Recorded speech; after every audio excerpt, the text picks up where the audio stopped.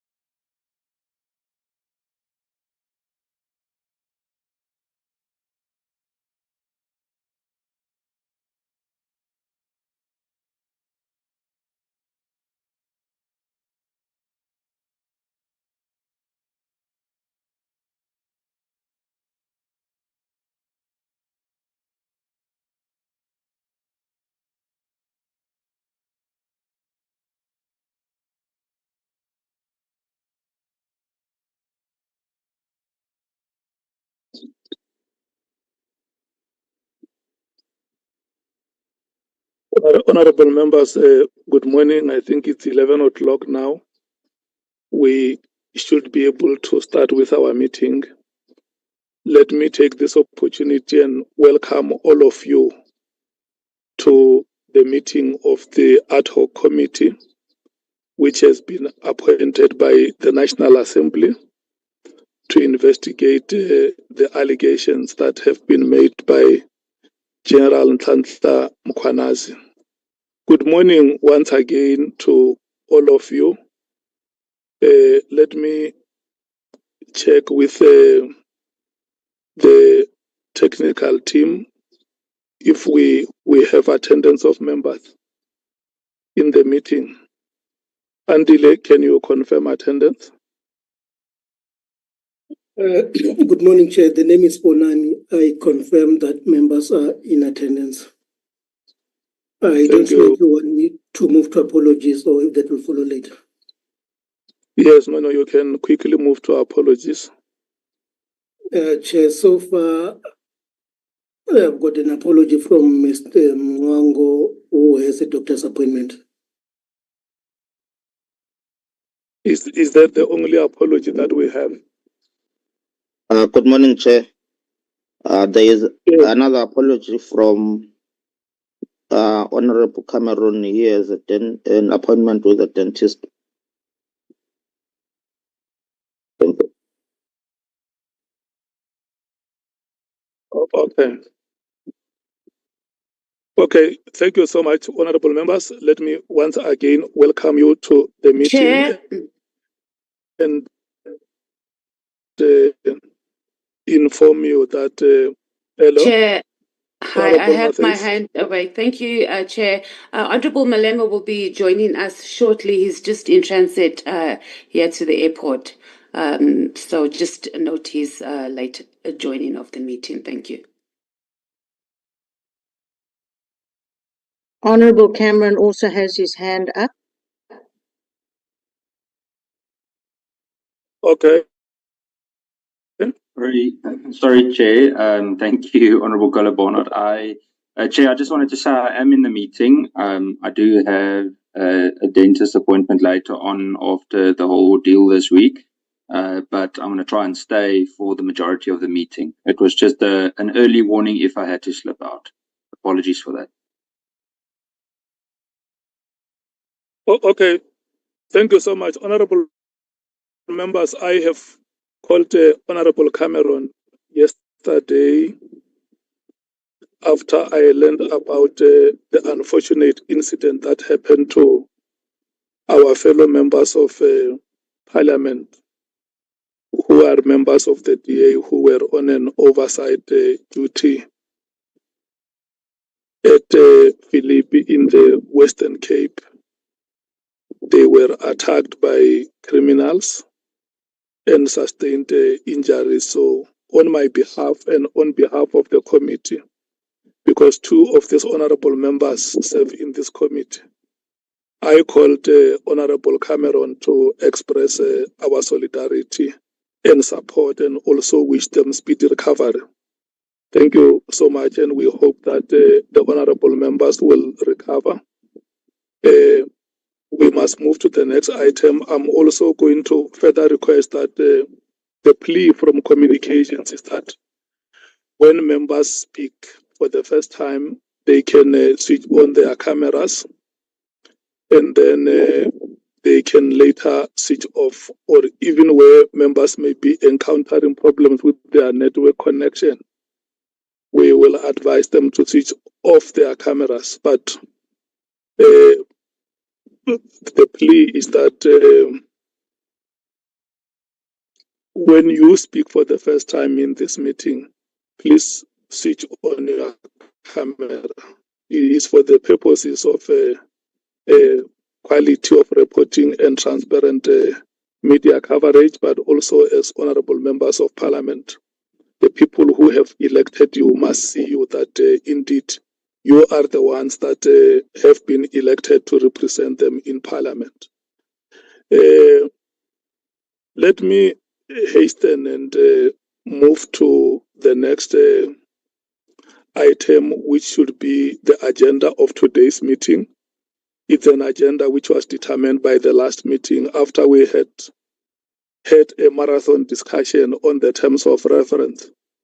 Members agreed that we must give the technical team chance to go and effect the amendments that could have been made, and then we'll come back to the committee for adoption. And I think that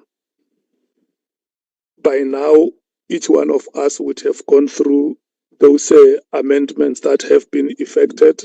There might have been minor mistakes here and there, which I think the committee can live with.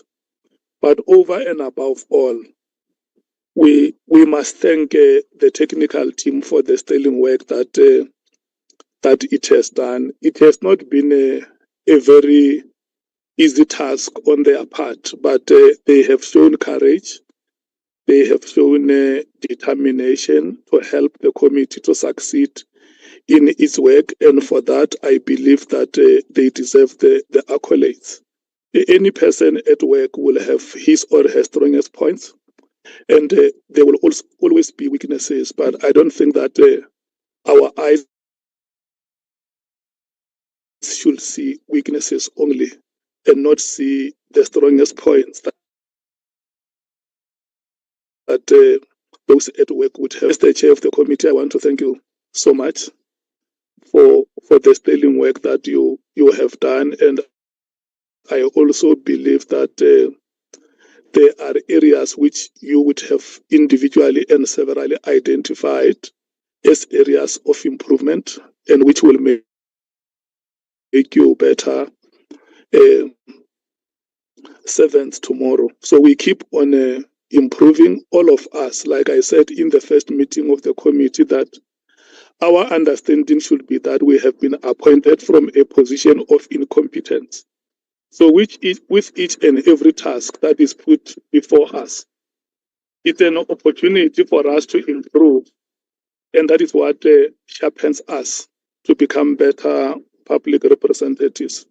Honorable members, can I then check with yourselves on the two items, the adoption of the draft terms of reference and the draft program, if there is any member who has a suggestion to make on the inclusion of another item.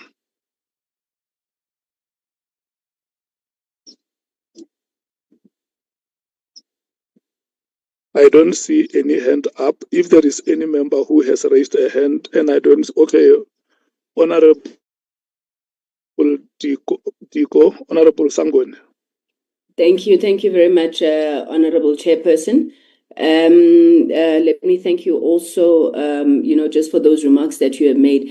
Chairperson, may I have clarity? I see the agenda as it stands, but in the last meeting, I think there was also a request for the committee led by you, Chair, to also present a draft program. Is that for this meeting, or will that be another meeting? Thank you, Chair.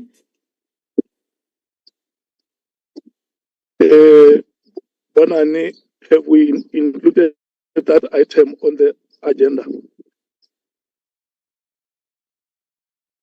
Okay, sorry, well noted, Chair. I didn't see it in the initial notice. I see it now, so I move for the adoption of the agenda. Thank you, Chair.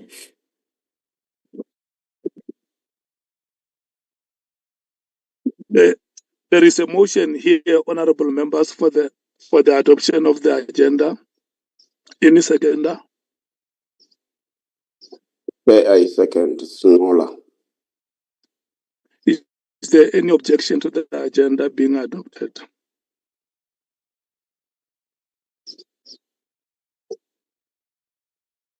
Honorable members, I don't see any hand, so my assumption will be that we pass this item, that members are agreeing that this must be the agenda of today's meeting. Can we now move to the next item? Is it you, Bonani, or Andile, who will be leading us in the presentation? Chairperson, it will be Andile. Okay, Andile, this is how we're going to do it. If you remember the first meeting where the first draft was presented, we went through the items paragraph by paragraph. For instance, what I'm trying to explain is that if item 1 has 7 paragraphs, it means you have 1.1 up to 1.7. You will then flight 1.1 and we hear what the members are saying. If we pass, we go to 1.2, you hear what they're saying until then. If it ends at 10.5, it means we will go and end at 10.5. Let's do it. Of course, some other aspects on the terms of reference, you may find that it's only one sentence. So that sentence is going to be treated as a paragraph for as long as it is numbered. What it means is that if at item 2.1 it's only one sentence, when we say paragraph 2.1, we will be referring exactly to that sentence alone. Is that agreed to, honorable members? Agreed, Chair. Honorable Mathay. Thank you, Chair. I just wanted to propose that we approach it differently.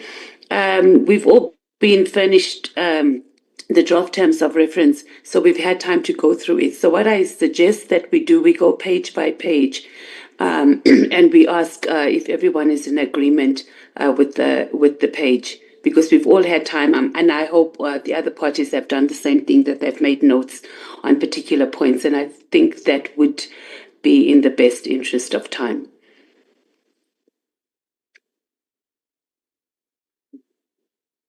That's my suggestion, Chair. Thank you.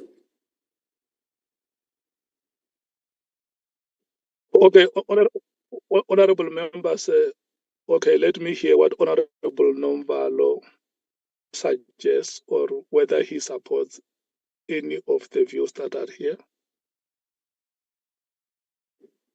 Yeah, no, thank you very much, Chair. Chair, no, I'm fully in line with what Honorable Matthias is saying. I think it won't be ideal that we spend a lot of time in today's meeting, considering the fact that the draft was sent to us for perusal. So we've already gone through the draft and we know the content therein. So I think it will just be shooting our foot if we go it, sentence by sentence like we did previously. We already know what is in there, Chair. So let's approach it page by page. I'm in support of that. Thank you. If I was audible. In the last meeting, Honorable Nombalo, there were issues with your network, and the little time that you have spoken now, I can still hear those glitches. And I'm going to humbly request you just to get yourself to a better place where your connection will be fine. I have also driven from the villages to town so that I can have a proper coverage. Honorable members, Yeah, I'm trying Honorable to do that. Matthias, and please, just get yourself a better place. Honorable Matthias and Honorable Nomvalo are saying that they feel that justice was done in the last meeting where we went through all the items in the laborious manner that we did. And instead of taking the items one by one, like we did in the previous meeting, the proposal is that Honorable Kola Barnett. Thank you, Chair. Yes, I think it would work very well doing page by page. We've all been through it. I just have the odd typing error, odd numbering error to raise, so there's nothing substantial. But page by page should do it. I believe it would be in the interests of not having another 11-hour meeting. Thank you. Can I go to the IFP? Good morning, Honorable Chair. Good morning, colleagues.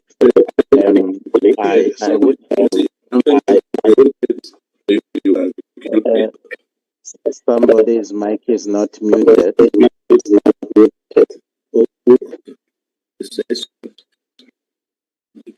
Honorable Mango, is your I greeted you, Mr. Chairperson and honorable colleagues. I think I'm comfortable with the Honorable Mate's proposal, that of going through the document page by page.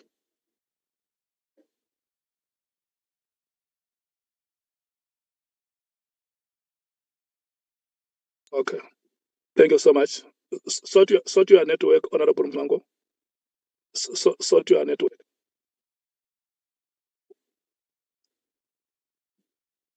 The PA, Honorable Souls.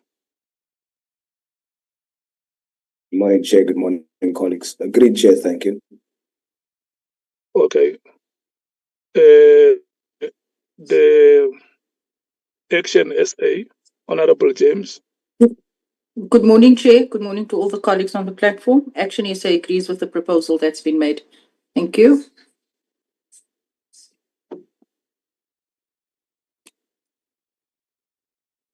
The ANC. Thank you, Honourable Chairperson. As the ANC, we agree with going page by page. Thank you. Thank you so much, honourable members. Adile, can you please flight page? Honourable Skosana. Yes, Chair. I just wanted to say.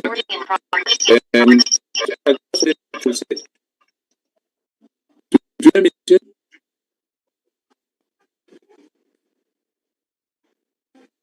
Your microphone is unmuted. It's very broken reception. Honourable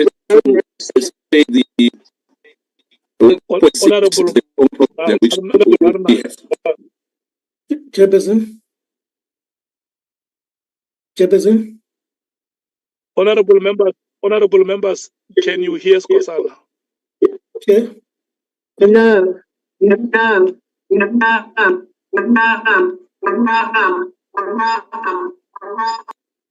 Chairperson? Chair, I don't think it's Honorable Skosana. I think it's an issue with everybody. On my side, I can hear only you, but only you and Honorable Mateus, but the rest, there's a problem with network. Hello. Am I audible, Chair?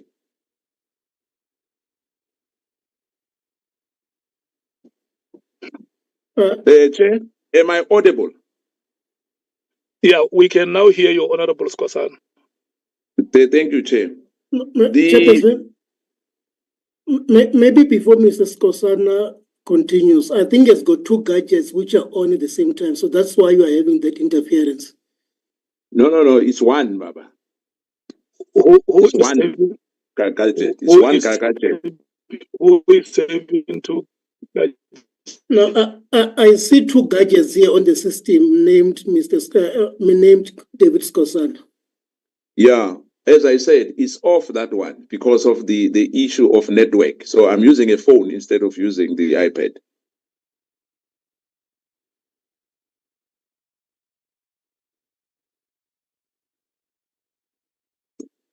The chair? Okay, let's do it. Honorable members, can you hear me?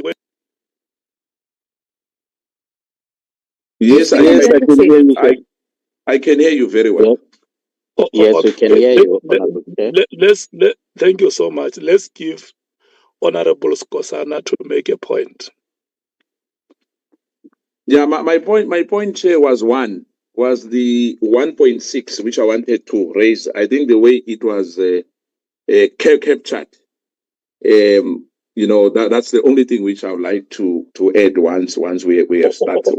Okay, let's do it. Let's do it like this, Honorable Skosana, because we were going to ask the technical team to put page 1 on the screen. Okay. And then once page 1 is on the screen, we rotate the political parties to comment. Correct? Thank you, Chair. Honorable Barnard, your hand is up. I just had an issue with the numbering, Chair. There is, in fact, a number 10 right at the end, and that's not been put into the table of contents as far as I can see. Right at the end. Let's deal with it. It's just a numbering issue on page 1. I agree with you. When we give you a party chance to speak. Okay, thank you. If there is any matter on page 1, raise that matter.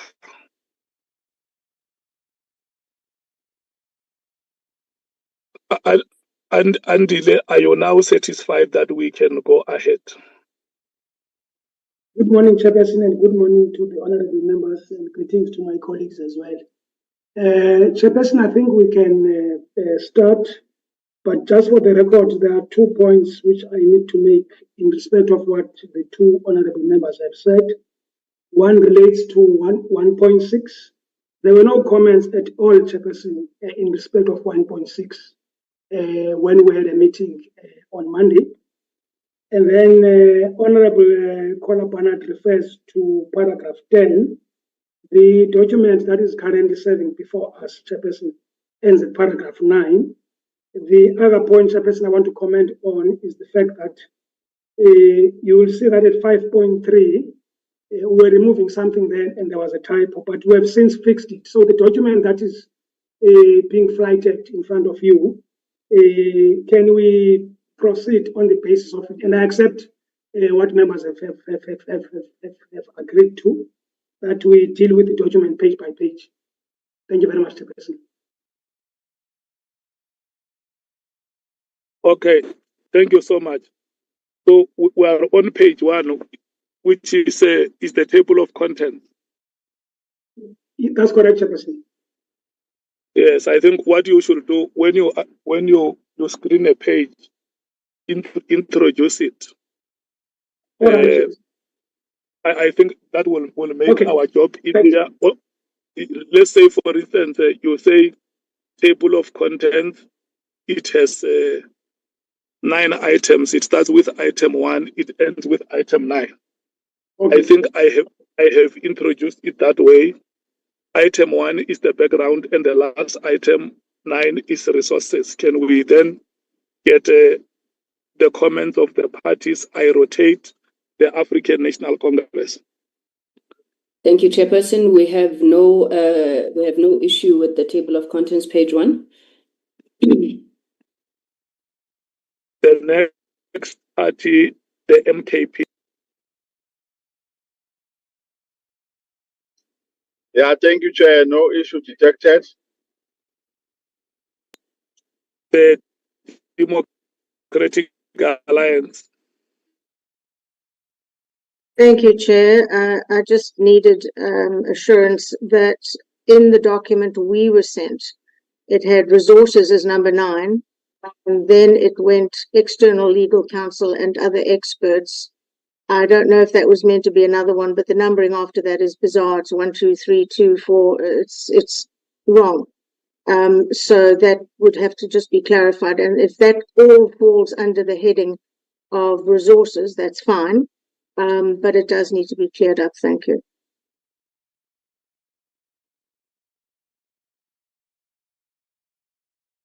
Okay, the Economic Freedom Fighters. Thank you, Chair. The EFF is fine. The IFP.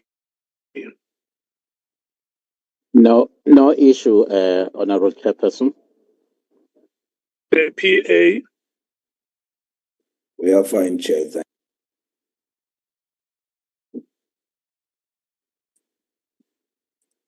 Honorable Sols.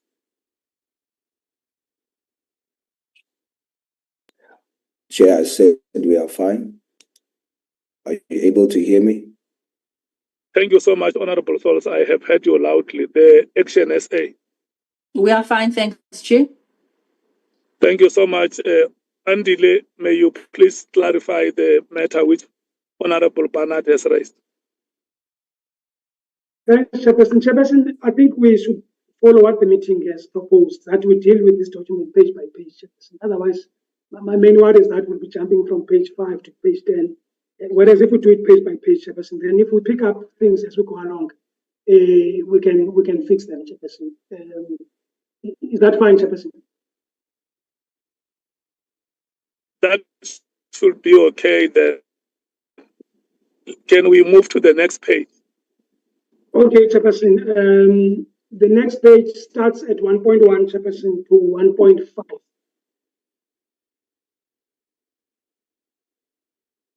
Chairperson.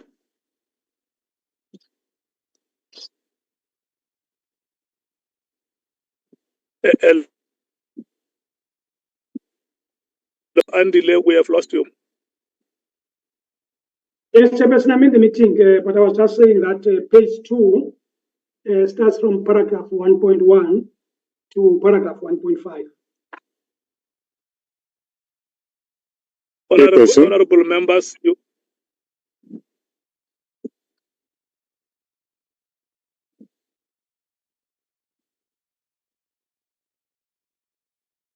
Honorable Vessels. Thank you, Chairperson. I don't want to delay the process, but I just want to caution for the legitimacy of the adoption of this. I want to caution that you ask an alternate member for approval because it's a non-voting member like myself. So I think you should stop in this meeting with the Patriotic Alliance to protect the legitimacy of the terms of reference. Thank you, Chair.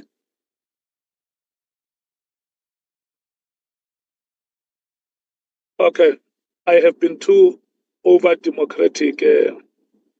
I take your point, but okay, it's fine. I think if you have issues, you can have a way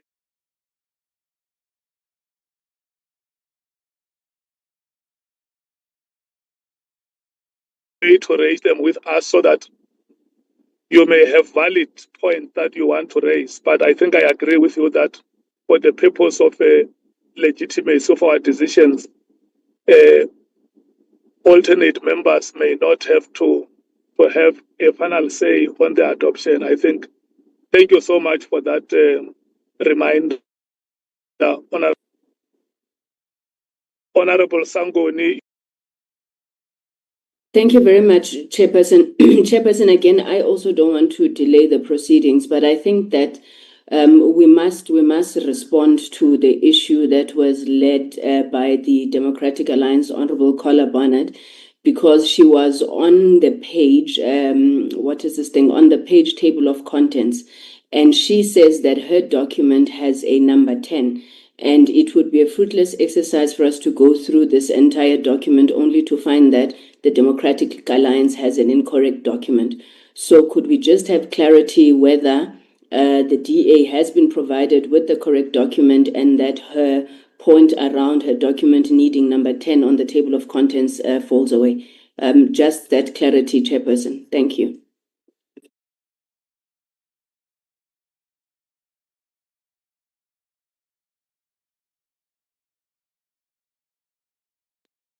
Andile. Okay. Thank you very much, Chairperson. Chairperson, respectfully, the document which was sent to members ends at paragraph 9, Chairperson, and the heading at 9.2 is titled External Legal Counsel and Other Experts. So in other words, we don't have a paragraph 10, Chairperson. So I included under paragraph 9.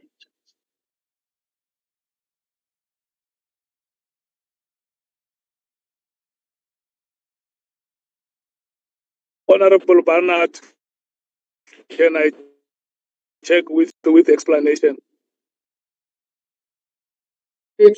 Yes, Chair. It's simply perhaps a drafting area that needs to be sorted out. The numbering at the very end goes. It's quite odd. It's incorrect. At the very end, it goes. I'll read it out to you. 1, 2, 3, 4, 5, 3, 4. Those are the points. It looked as though external legal counsel and other experts could be another title. If it's not, that's fine. It's an exception to the rest of the document. But then the numbering under external legal counsel is incorrect. So that needs to be corrected, which I thought we could do at the end as was proposed.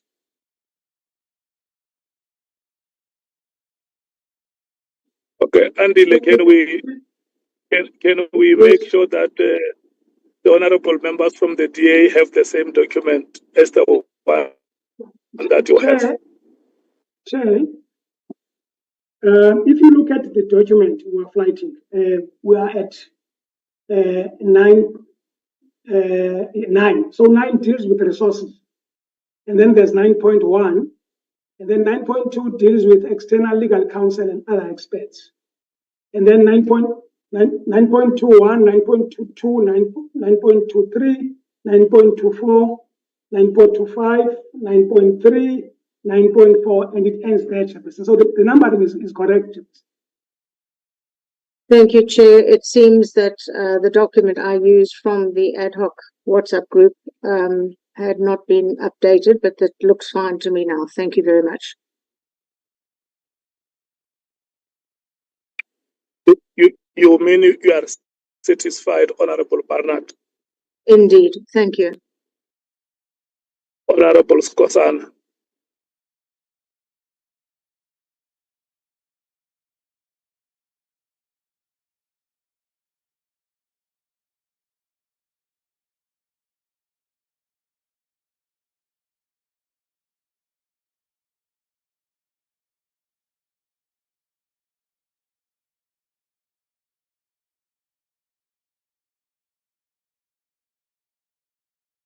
Honorable Skosana?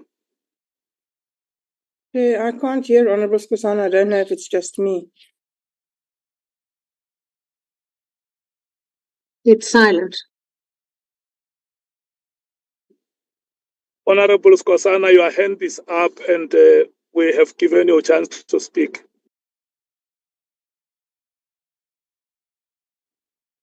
Yeah, I think he has some little problem. No, I'm fine, Chair. Oh. I'm fine, Chair. I'll wait until we are on 1.6 because there's a network problem in the Eastern Cape. Thank you. And Andile, you have introduced page 2, ne? That's correct, Chairperson. Let's start with the ANC. Sorry. Oh. We have no issues on 1.5 to 1.1 to 1.5. Chairperson, thank you. The MKP 1.1 to 1.5. We don't have a problem, Chair, besides what I've mentioned, the 1.6. From 1.1 to 1.5, no problem. Thank you.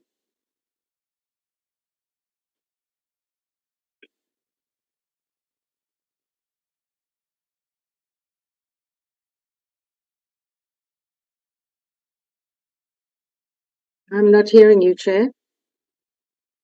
What are your comments on 1.1 to 1.5? I have no comments. I was waiting for you to call me to say it's fine for the DA. The EFF. Chair, we do on point 1.2.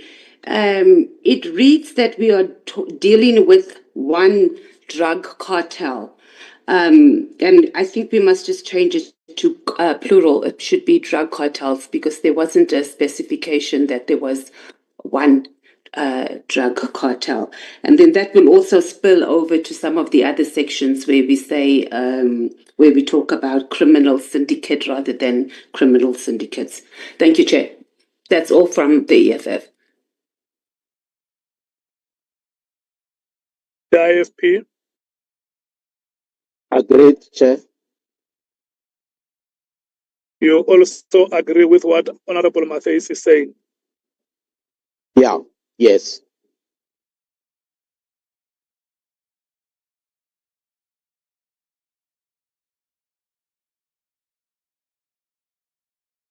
Yes, Chair. The PA.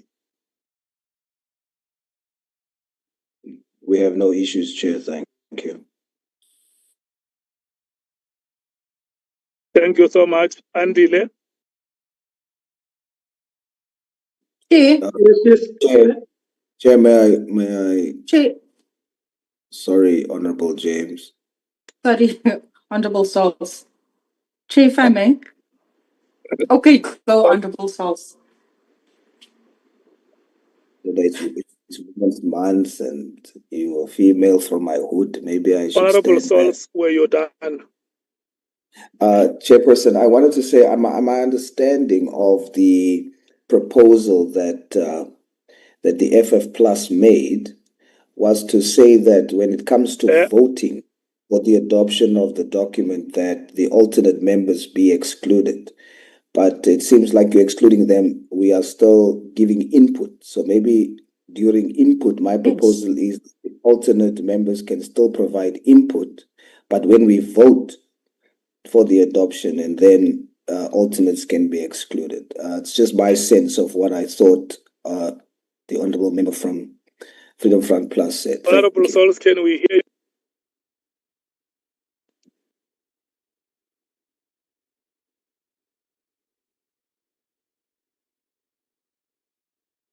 Okay, can you hear me?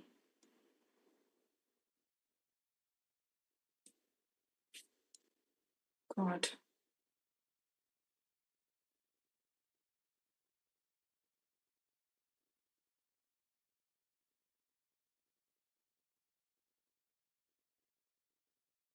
Honourable Souls? You are muted.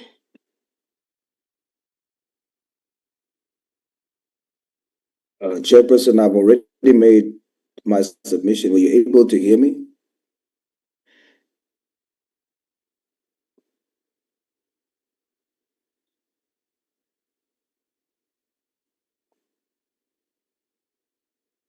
Chairperson, can you hear me? Andy, do you have responses to make on the corrections that Honourable Matthys has made?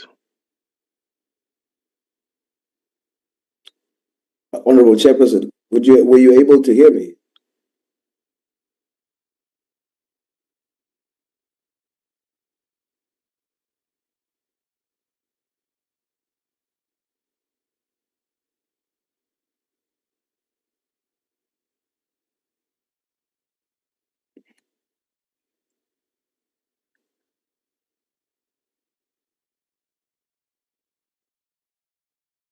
Hi, Chair.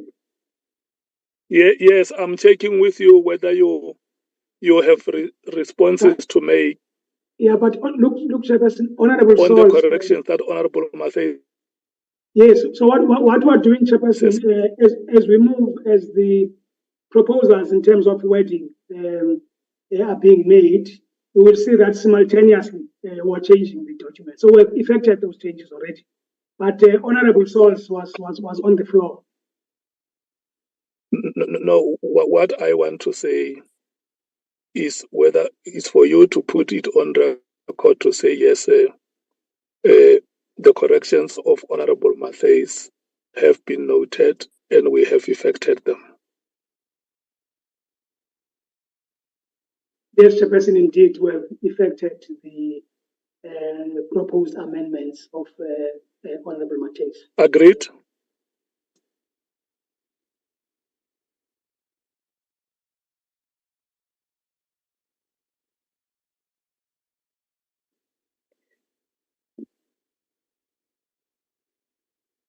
Chairperson, you noted me and gave an opportunity to speak, but you are silent on my contribution. I just want to know, did you hear me or not?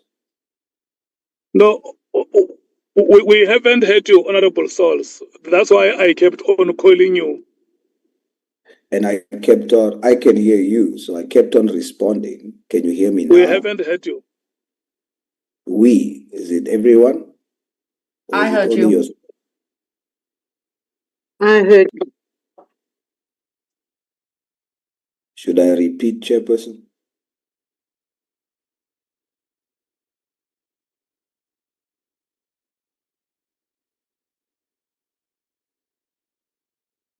Yes, you can repeat. What I was saying, it seems like you are going to stop at PA because of the proposal that Honourable Member from the FF Plus has made.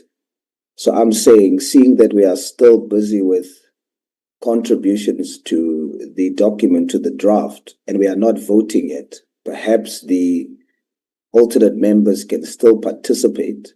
And when we come to voting, then they are excluded. That was my submission, Chair. Thank you.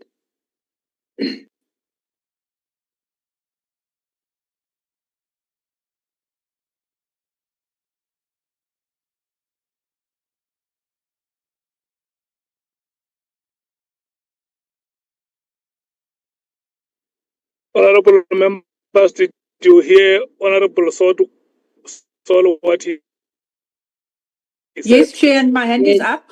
We heard him, Chair. Yes, Chair, supported EFF. Yes, IFP supported.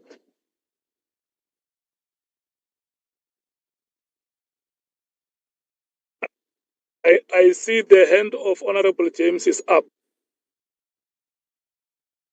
Yes, Chairperson, if I may, can you hear me? Yes, Honorable James. I strongly disagree with the proposal made by Honorable Vessels from the FF Plus. We have been participating in the formation and submissions of the terms of reference since the very first meeting.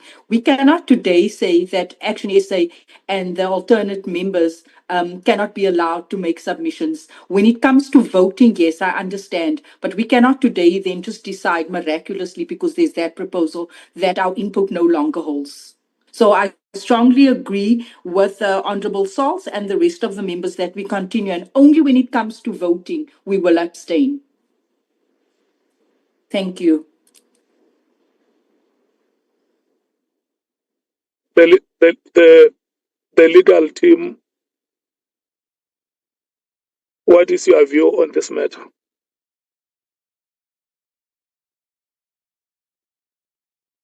Chairperson, an alternate member is allowed in terms of the rule to participate, but they may not vote.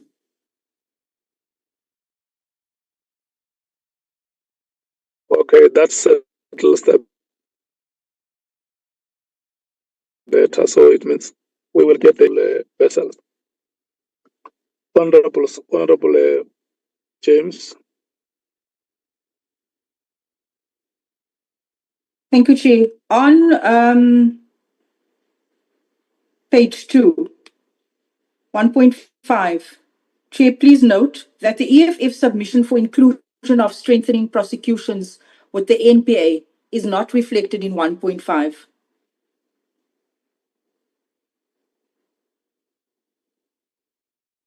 And also at the end, What is missing there?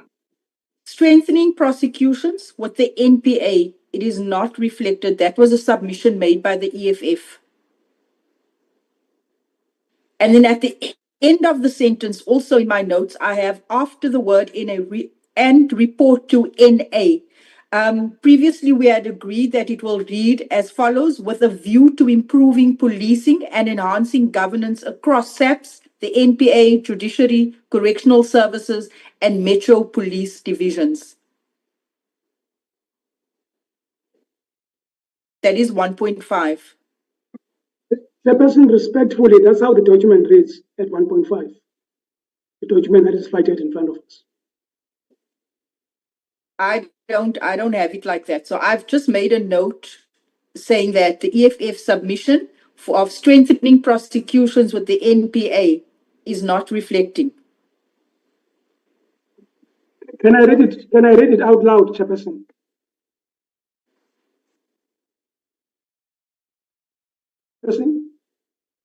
Chairperson? Yes, you can read it. Thank you. On 23rd July 2025, the National Assembly passed a resolution establishing the ad hoc committee to investigate the allegations of Lieutenant General Mkhwanazi committee in terms of Rule 253 of the Rules of the National Assembly.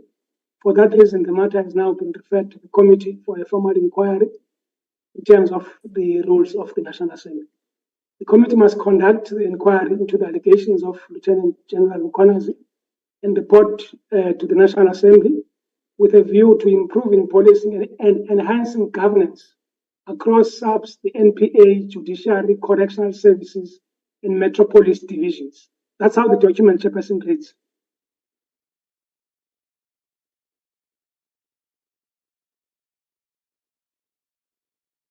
Honorable James. I'm satisfied, Chair. Thank you so much. Honorable Vessel.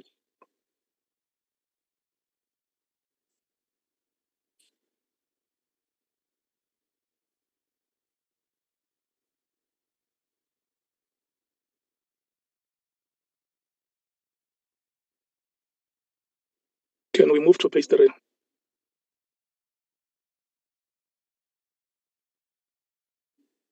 Yes, Chairperson, page 3 starts from paragraph 1.6 to 2.3. I'm not sure, Chairperson, whether we will first finish the, but I think you said page by page, Chairperson. So I'm assuming that we'll deal with 1.6 up until 2.3. And again, Chairperson, I want to reiterate the point I had raised earlier on, that if you look at the document that was presented, Chairperson, on Monday to the committee, there were no proposed changes in respect of paragraph 1.6.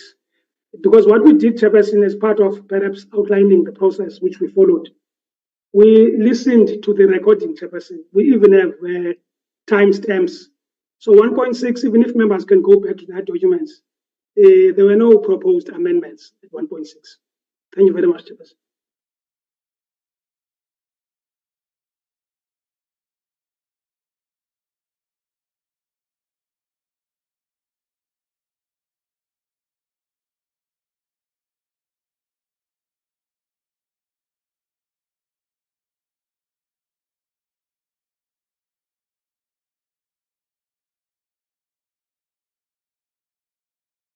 Chairperson, the ANC has no comment on 1.5 to 1.6 to 2.3. We accept. Thank you.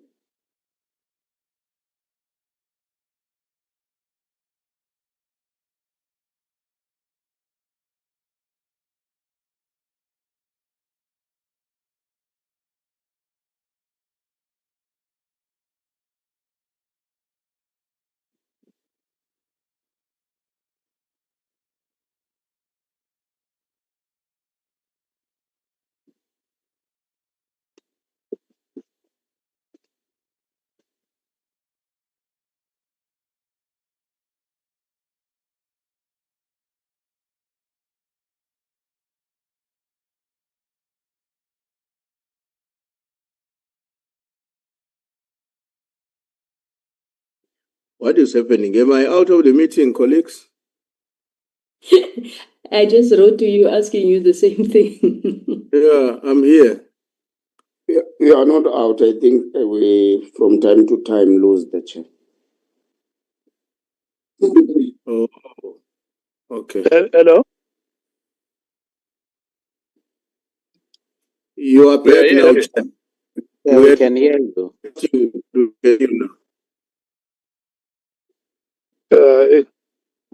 I must no longer stay in Polokwane. No, you must no longer stay in Limpopo. Yeah. Because it's like there is no network anywhere here.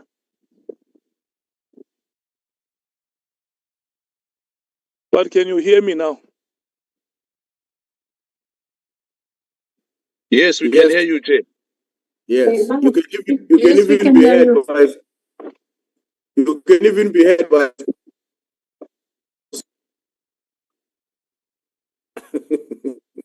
Then can we hear the inputs of the ANC on page 3?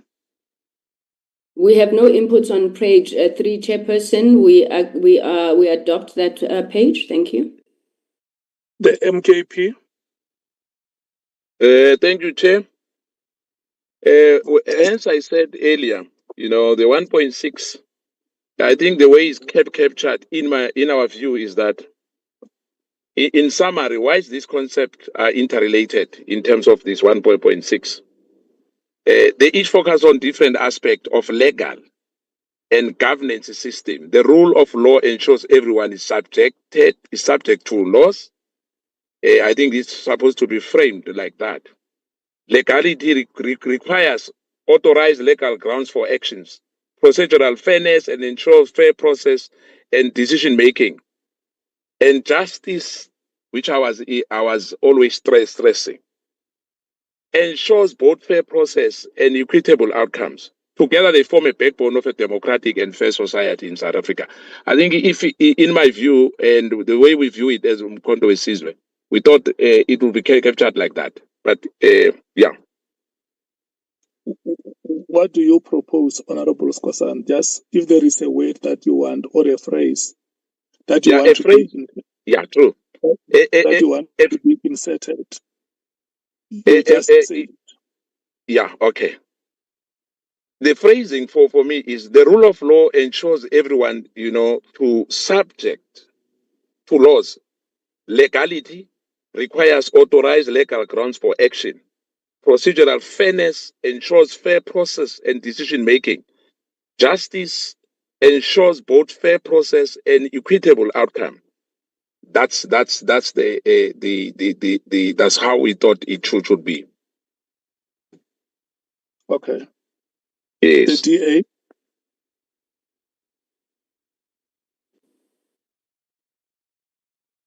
It's fine with us. Thank you, Chair. You support what the MKP is saying? No, I support what's on the page. Okay. The EFF. We support the amendment by MK. The IFP.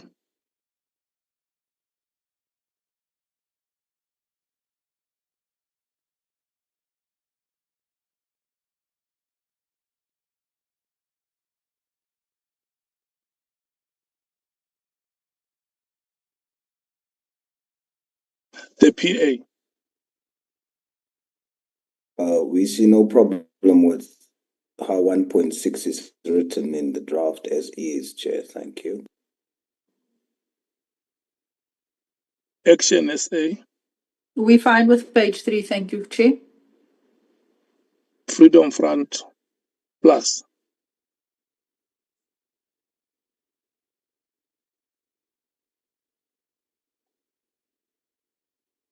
Okay. Andile.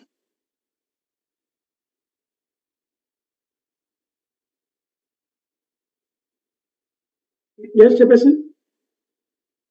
Yes, there have been comments made here on page 3. The MK has made a suggestion supported by the EFF. The rest of the parties are happy with page 3. Yes, Chairperson, if you read what we wrote there, we said, but not limited to. And also, Chairperson, the majority of the parties seem to be with us. There's only 2 parties that are not with us. No, just save the last part and clarify. The chairperson will rule. Chairperson, perhaps Honorable Skhosana can just tell us what we must add, and then we do that. Well, I thought you have clarified it to say not limited to. Is that not adequate? Yes, Chairperson, in my view, it's adequate, Chairperson. Okay. Honorable Skhosana, the words that Andile has mentioned to say not limited to, are they not adequate? Oh, for me, Chair, let's perhaps shorten it simply. Let's just add justice in that sentence only. Okay. Justice only. Andile, is that possible? Yeah, Chair, if we're told what to do, Chair, we'll do exactly that. Okay. Let's add that. I don't think justice is a problem. It's not a difficult word. It's a word that we are familiar with. It's written in the Constitution of the Republic. For as long as it makes sense to the paragraph in question. Can we pass, honorable members? Yes, Chair, we can pass. ANC, can we pass? Yes, we can pass, Chair. DA, can we pass? Yes, Chair. EFF, can we pass? Yes, we can, Chair. IFP? Yes, we can. PA? Yes, Chair. Action SA? Pass, Chair. Freedom Front Plus? Page 4. Can we have page 4 on the screen, Andile?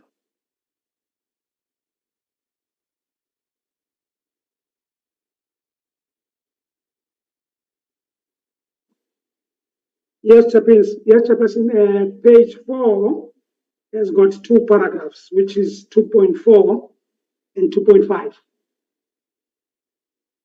Yeah. ANC.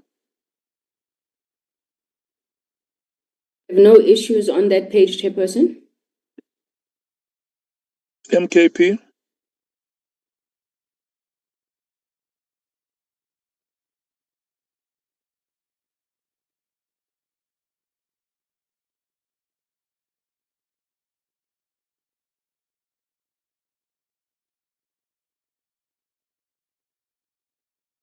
MKP on page 4.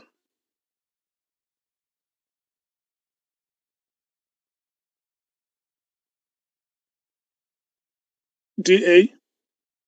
We're fine with it. Thank you, Chair. EFF. No amendments, Chair, be fine. IFP.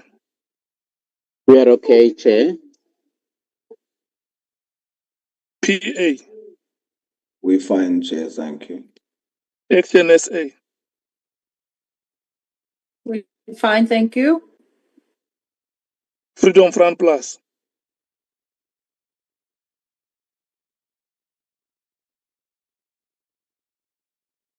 Thank you. Page 5.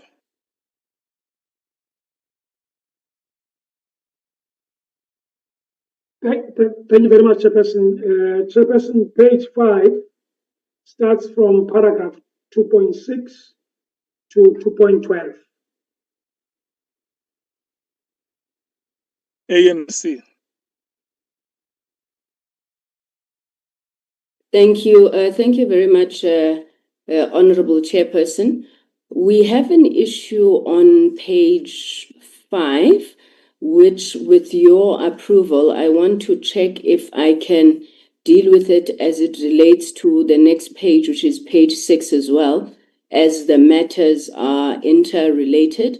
They deal with the handling of confidential, classified, or sensitive information. So with your concurrence, Chairperson, I will then deal with both the issues as they arise on page 5 and page 6, because it is one section. Is that in order, Chair?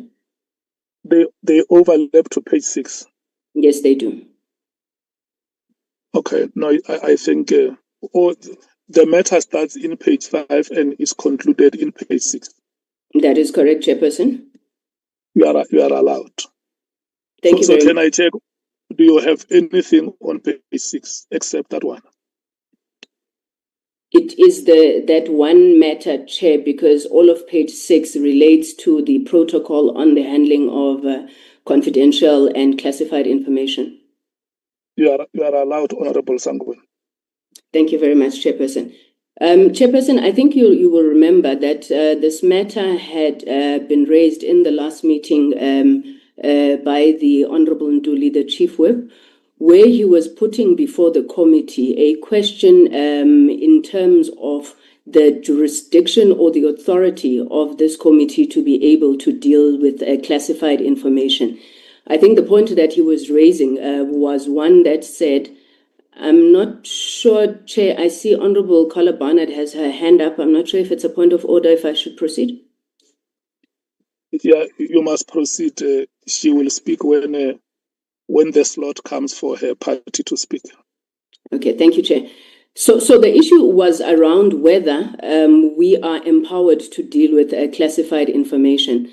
The committee, in its deliberations and amongst others in deliberating the issue of how we would handle such classified information, given the fact that the Republic does have legislation that deals with how classified information should be handled, we agreed that we would use or would utilize or look to the Parliament's protocol on the handling of classified information.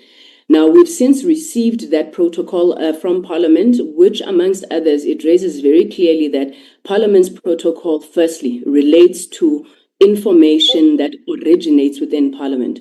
So, like all organs of state, Parliament is expected to develop a protocol on how it will handle classified information that arises within its environment, not within any other state organs. So we want to make a point that, firstly, that protocol only deals with the information of Parliament. Secondly, the protocol from Parliament is very clear that it also aligns itself with the minimum information standards, which, as we know, the minimum information standards are the Republic's national information security policy.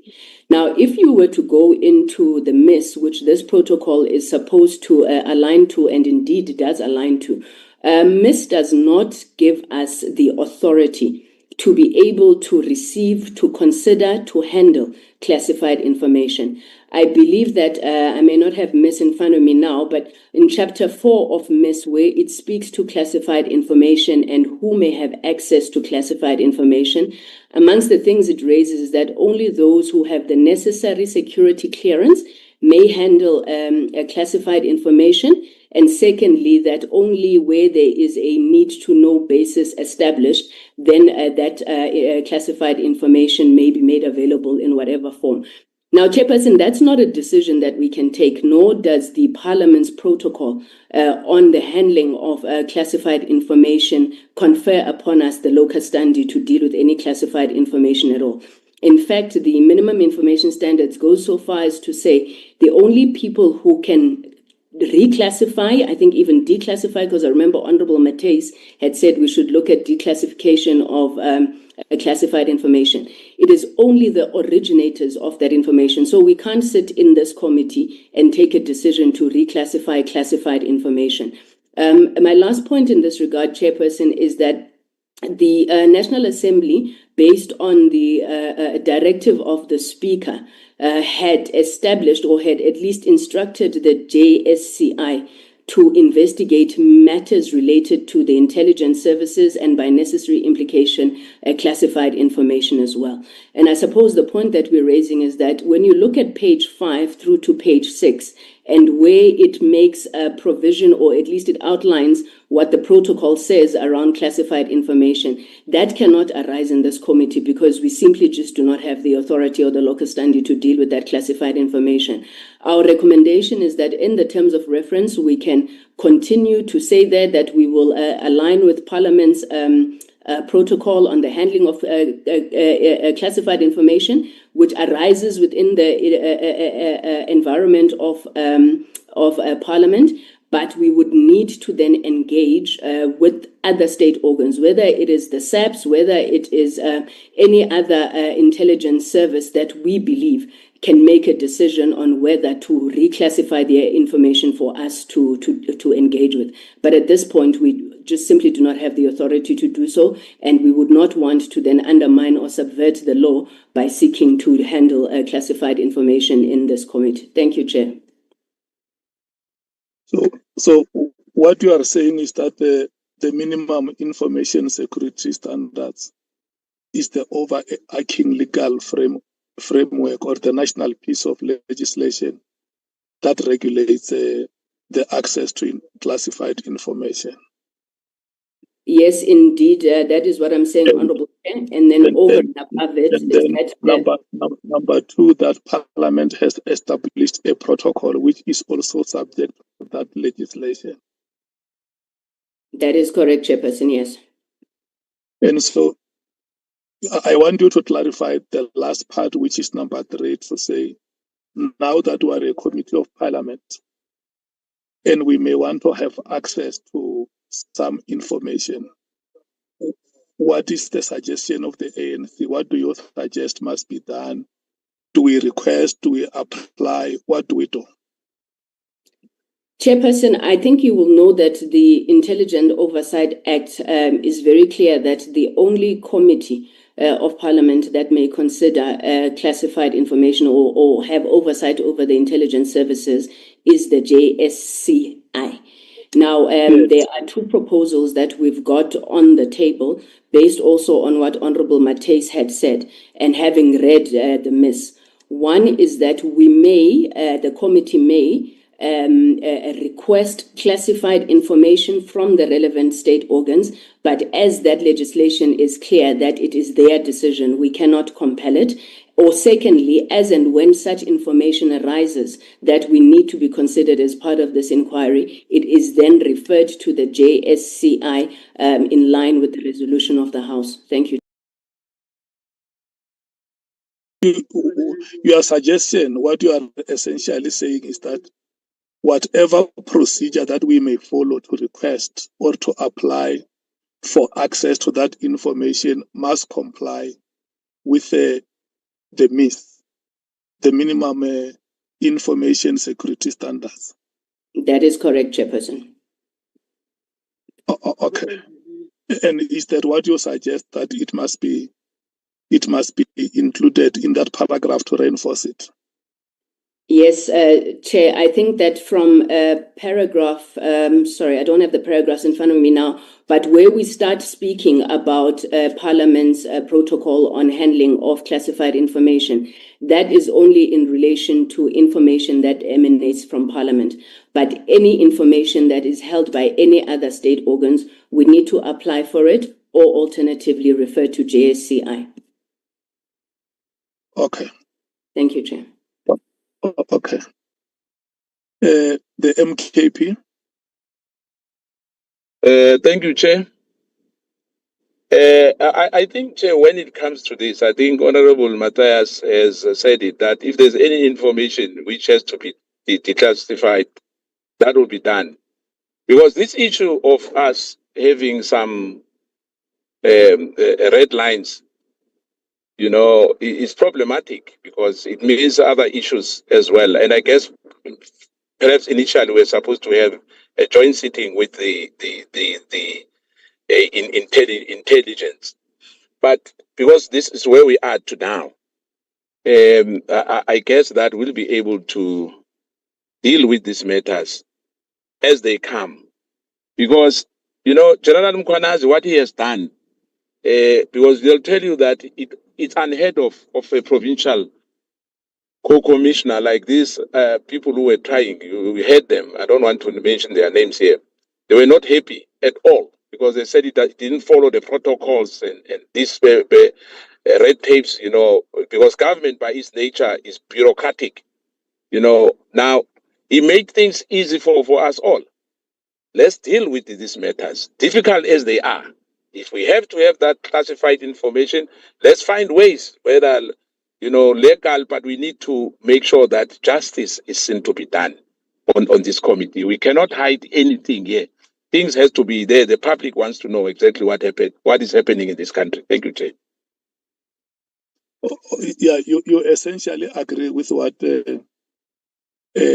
Honorable Sangoni is saying, and the last part that you have said is the stated intention of the committee that we will leave no stone unturned. The DA. Thank you, Chair. I sit on the JSCI, so I have top secret security clearance. And there's no possibility that the JSCI will sit with another committee, because anything they discuss has to be, no one in the room may sit there unless they have top secret security clearance. I don't think there's any way for this committee to instruct that information that is classified be declassified. I can't see that happening. An attempt can be made, but it may well be rejected. So already the JSCI has gone through their process of interviewing various of the participants in this matter and have put together a report which has gone to the Speaker. Whether that report will now be redacted and declassified is up to the powers that be. But it's not a case of hiding anything. It's a case of protecting matters that should be protected in this country and kept away from certain individuals who would possibly use it against the country. That's what it's about. So I fear that help us, Honourable Baron. Let's not go to the merits of the argument. The question that I have asked is whether if we want access to that information, do we request or do we? And I hear you saying we can't instruct. Yes. So I want you to help us to refine the paragraph. If we agree that such information will be requested, let's just agree that within the legal framework that is in place in the country, the committee will make an application to have access. As to what the decision is, I mean, once we go to discuss whether it will be rejected or it will be granted, we are off the rail. Do you understand what I'm saying? I do indeed. You see, for example, 2.12, it says there is a process for handling classified information. It's not all classified information. It's information that comes from Parliament that has been classified, not other classified information, which may relate to many of the issues that have already been investigated by the JSCI. So that classified can't stand as is. It should be classified parliamentary information. I think may make more sense there. Yeah. But here the guidance from me. I want us to, when we leave this paragraph, yes, let's leave it with a common understanding that says there is a law which is called the Minimum Information Security Standards, which is applicable in the Republic and is an overarching piece of legislation regulating access to classified information. And where we work in Parliament, there is a protocol on access to classified information. And that protocol is subject to the MIS law. And so honorable members here are saying, Honorable Barnard, where we may need access to information that is classified, what then becomes the procedure? And that's why I say, if your suggestion is that through the office of the Speaker or whatever authority is allowed by law, the committee will make an application to have access to that information. Does that make sense? Yes, I have. If an item can be declassified and the application is made and it is declassified, perhaps in a redacted version, that would be absolutely acceptable. Look, as to the form of the declassification, that is not our competence. That will be done in accordance with the law that is in place. Indeed. What is needed on our part is just to make an application and specify what is it that we request. Yes, I think the request would be for declassified information, and that would then be perfectly acceptable to be discussed by this committee. Yes. Thank you so much. Are you done with the input? I am, thank you.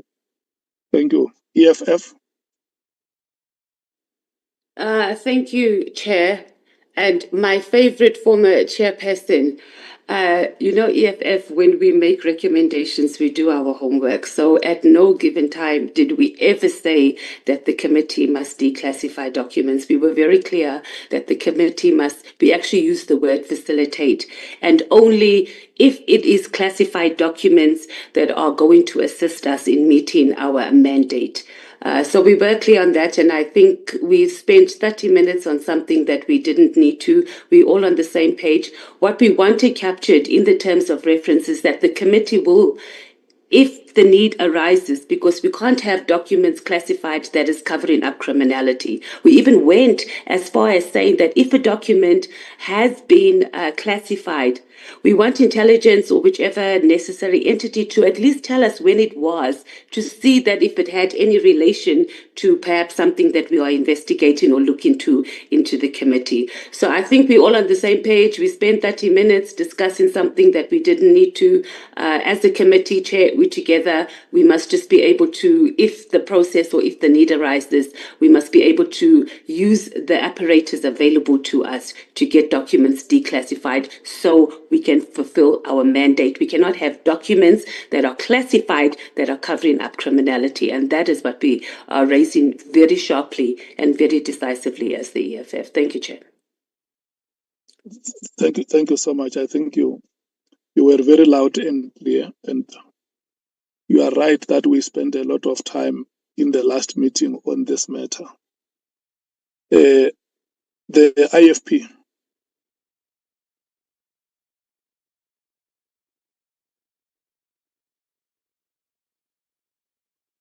IFP. The PA.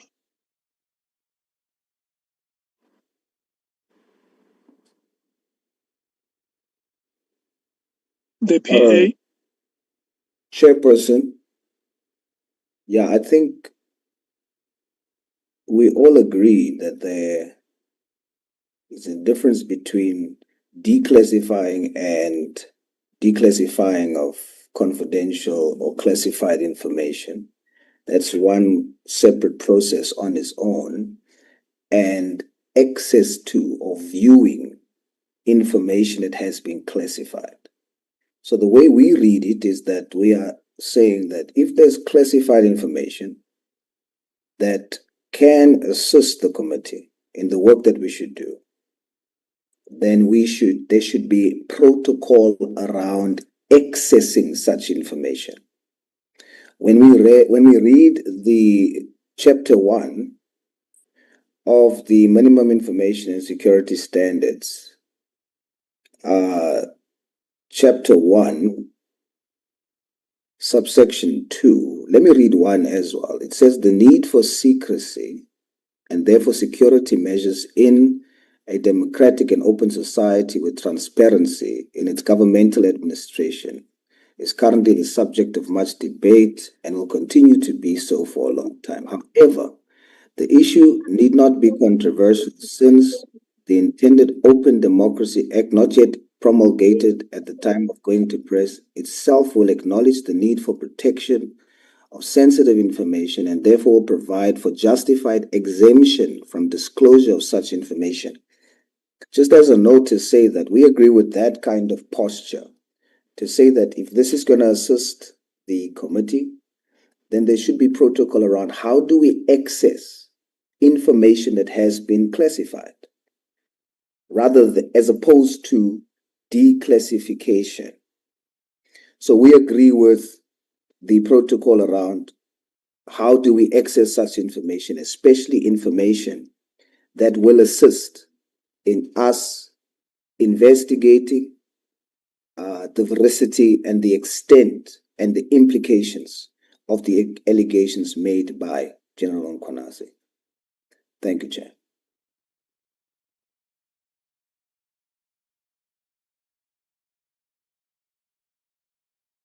The XNSA.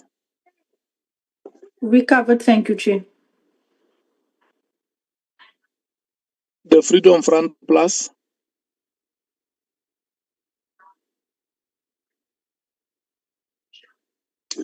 Okay, we pass, honorable members, because I'm satisfied that the explanations that have been made by parties here, the ANC, the MKP, the DA and the EFF, as well as PA, all of you are in agreement that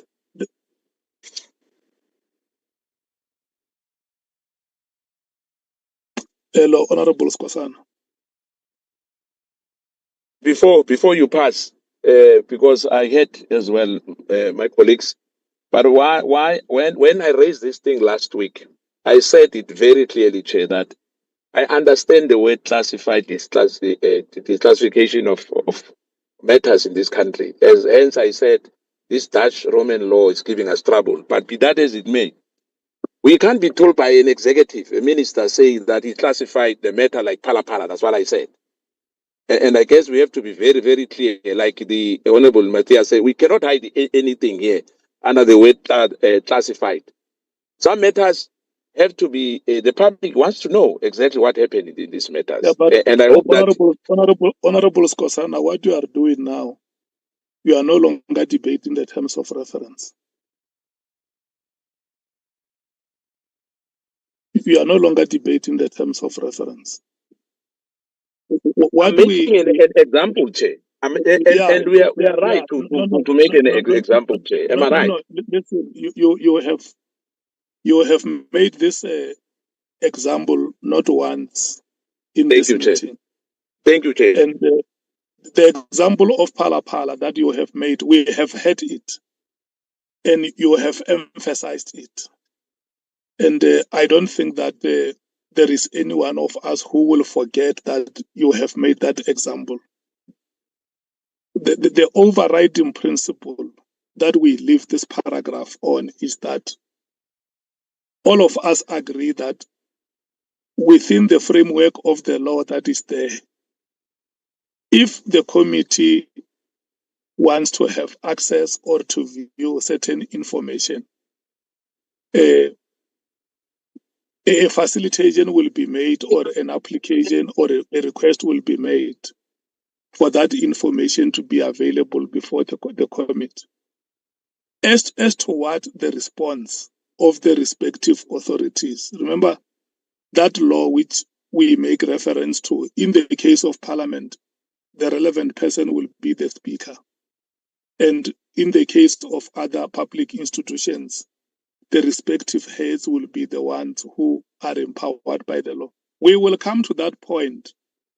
In case we have a favorable response, good luck with us.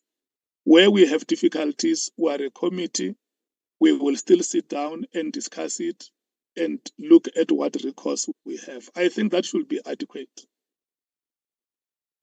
But you can imagine if each one of us here now is going to mention examples of the cases that we know or that we have, we will not finish the meeting. I think what you have said, Honorable Skosan, I'm persuading you to agree with me that we will never, at any stage, forget the Pala Pala example that you have made before the committee. Agreed? Can we move to page 6?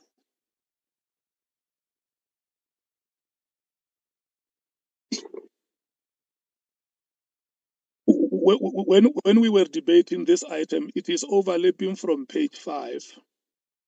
Like Honorable Sangoni has said, to say the matter is covered on the latter part of the bottom part of page 5 and the whole of page 6. Do honorable members still have anything on page 6? The African National Congress, Honorable Sangoni? No, Chairperson, we don't have anything else on page 6. Thank you very much. The MKP.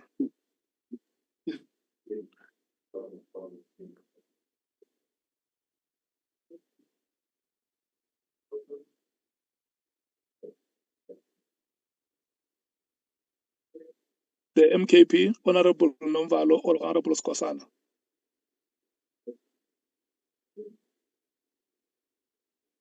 The DA? Nothing from the DA, Chair. The EFF? The EFF is fine on page 6. The IFP?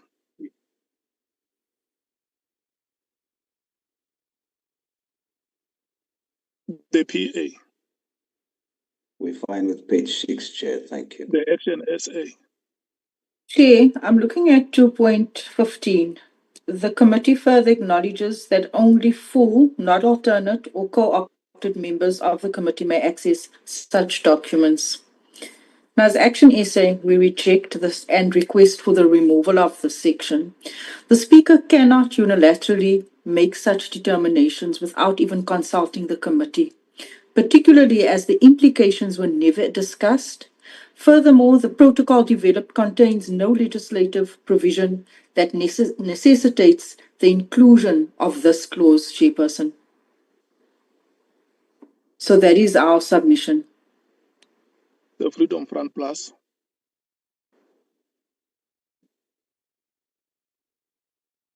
Andile, 2.15. Is it? Yeah, 2.15.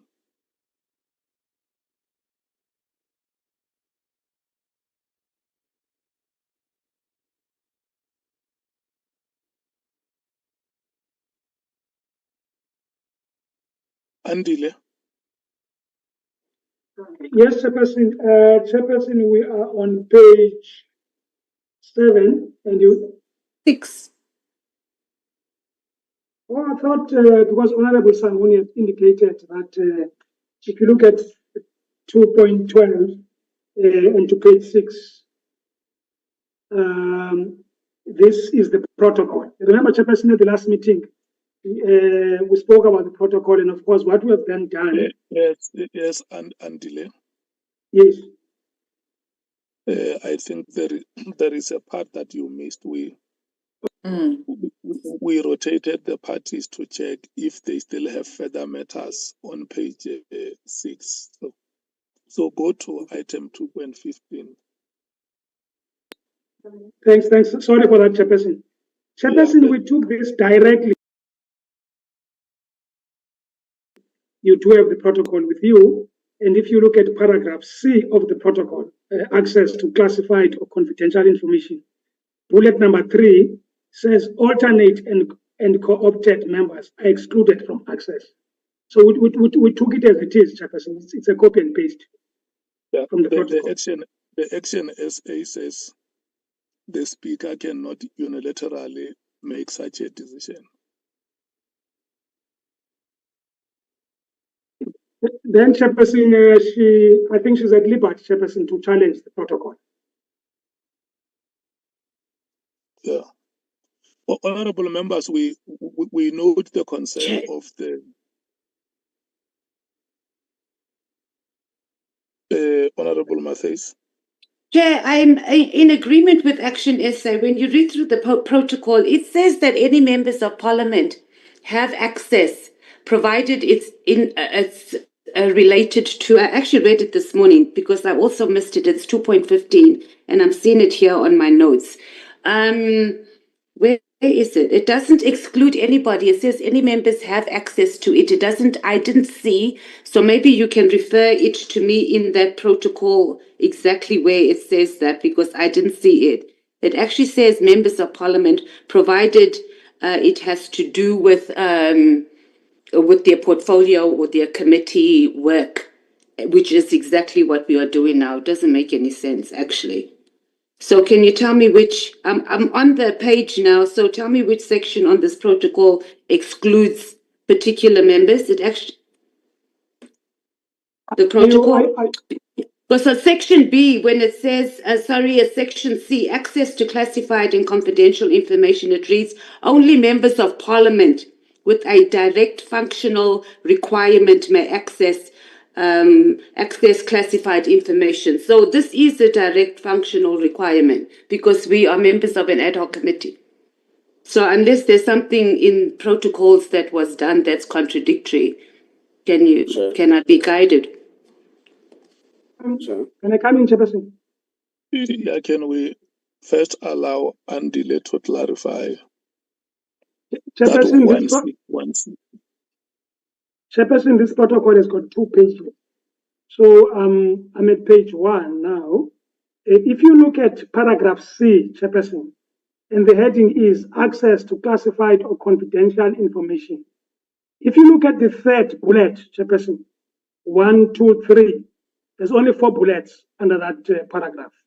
If you look at the 3rd bullet, it says alternate and co-opted members are excluded from access. Thank you very much, Chairperson. Okay.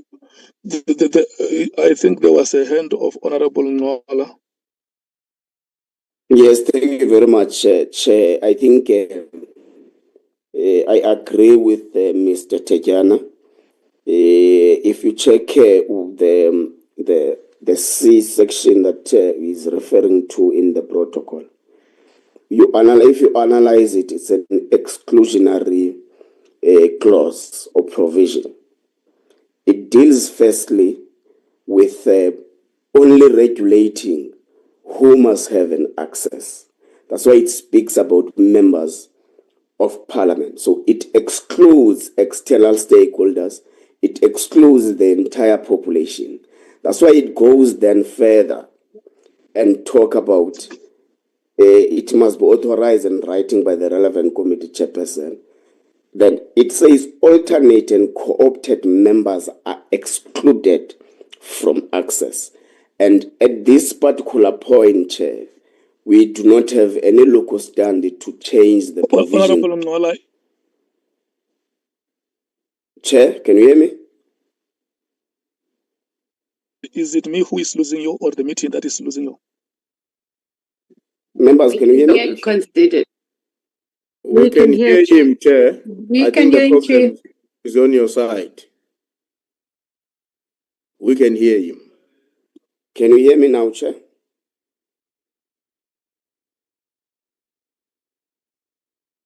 I now hear you, Honorable Mkhwanazi. Should I repeat, Chair, where I started? I was saying, Chair, in respect of the discussion on the access and the co-opted members and the full members. If you check what Honorable Mateus is actually invoking in Section C. Section C, we analyze it with the ears that it's an exclusionary provision. It first says only members of Parliament agreed with Honorable Mateus. But that is a provision in my own understanding that precludes anyone else, external stakeholders, the population and the electorate or whoever. Now, it centers within what's a protocol of Parliament. Now, when it goes down, it talks on the bullet number 3 or under C. It talks about alternate and co-opted members and excludes them on access to that particular information. So I fully agree, Chair, with Mr. Tejana on this matter, and the 2.15 point in the terms of reference is actually in adherence of this provision in the protocol. And as things stand where we are now in the ad hoc committee, we don't have any locus standi to make any alterations in the protocol as it stands. So I agree, Chair, that the 2.15 is still intact in terms of the protocol, in terms of co-opted and alternate members. Thank you very much, Chair.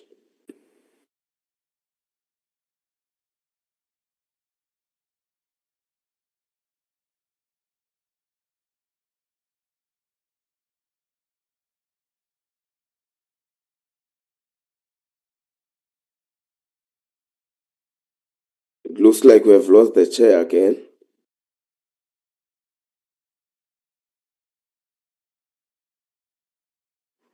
He's not even in the meeting anymore. I'm available to chair. I have really good network, I'm just saying. my days you like power when I'm It's not power, it's process. Like we must keep it moving. We must move. We have to. Yeah, no. The chair is ANC, please try and find your person. the chairperson Hello, is back. honorable members. There you go. Long live the chair. Long live. Do you blame colonialism or apartheid? Always. Now we blame GNU only. Oh yeah, and yeah, let's not leave out GNU. I agree. Hello, can you hear me now? Yes, Chair. Can hear you, Chair. No, honorable members, I have heard what Honorable Nola has said before I got cut off.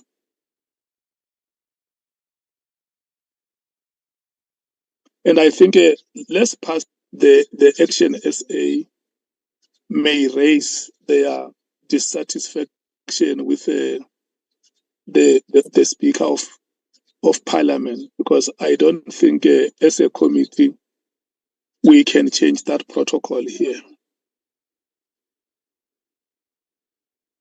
Agreed? Chairperson. Agreed, Chair from EFF. Okay. I take it that the other parties agree.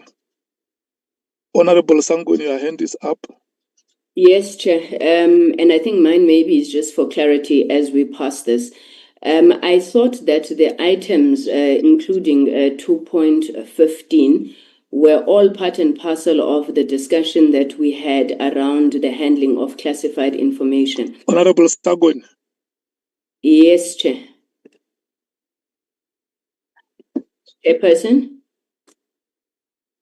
Andile, can I check with you?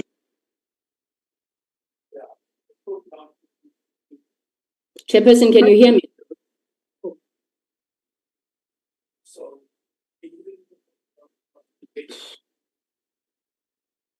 Chairperson?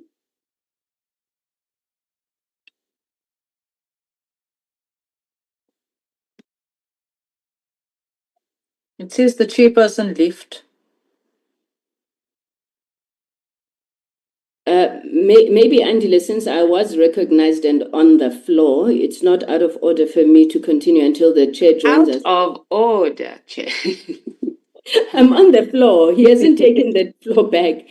But all I wanted to say, maybe, Andile, you will be able to clarify when the chair is back, that all of those matters, we said that we would deal with information emanating from Parliament, which is what the protocol governs, in line with the protocol. So if there are issues with the protocol, that gets dealt with in a separate process. We don't have authority to deal with that.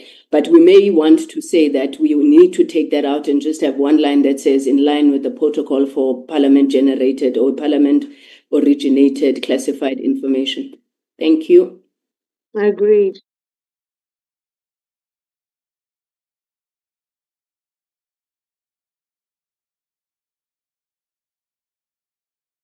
Okay. I'm going. Thank you, Chairperson. I'm done. Thank you, Chair. Chairperson. Which page was that? Was page 6, Chairperson. Okay. So I see the hand of Honorable Souls is up. Yes, Chairperson. I just wanted to state for clarity on 2.15 that, of course, Action SA can raise it, as you said, with the speaker afterwards. But just for clarity, that it is not specifically targeting, the clause is not targeting Action SA specifically. I'm not saying that for Action SA sake, I'm saying it for the public's sake. It's not particularly targeting Action SA. It's any party that has alternate members in the committee. So even this clause even affects the alternate members that's from the DA, the ANC, and any party that has alternate members on the committee. So I just wanted to make that clear, that it is not targeted at a particular party, but alternate members. And then, Honorable James, if God forbid I fall ill, then on the day of accessing, then you will access on my behalf in terms of this. You are my alternate. Thank you, Chair.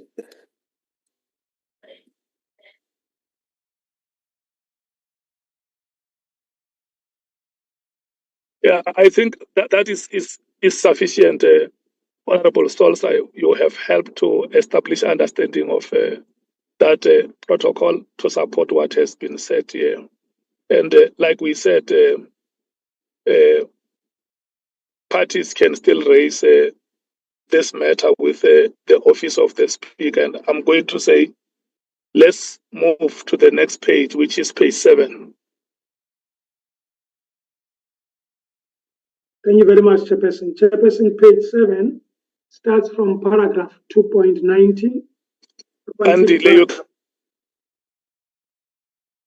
Sorry, Chairperson. Can you introduce the page? That's what I'm doing, Chairperson. I think you're breaking up, Chairperson. Thanks, Chairperson. So I'm saying, Chairperson, page 7 starts from paragraph 2.19 up until paragraph 3.7. And of course, Chairperson, 2.19 speaks about the committee may refer matters to the appropriate authorities without purporting to determine criminal liability in order to respect the separation of powers between the various spheres of government. And then what follows, Chairperson, is the objectives of the inquiry.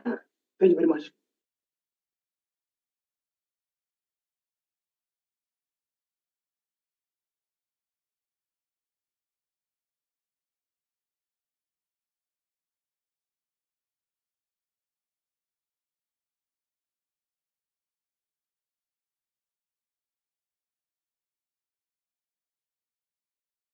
Chair, Our chair is missing in action. Yeah, you see, this is what the ANC does to the country all the time. Just go missing, Chief Whip. No. That's the network, not what the ANC does to the country. Yeah, why don't we have proper network? Let's bring in our communications chair.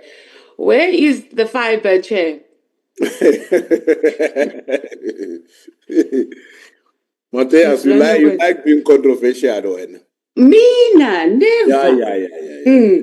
You're keeping us here on a Friday for a very long time because of network problems. The ANC can't deliver. Well, now it's GNU, so you're all together. Actually, communications is DA, isn't it? I have a serious difficulty today, honorable members, with the network here. I don't know what is happening. We may need an ad hoc committee to investigate that.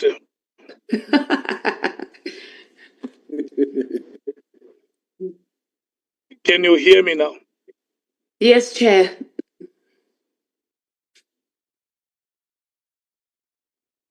You gone again.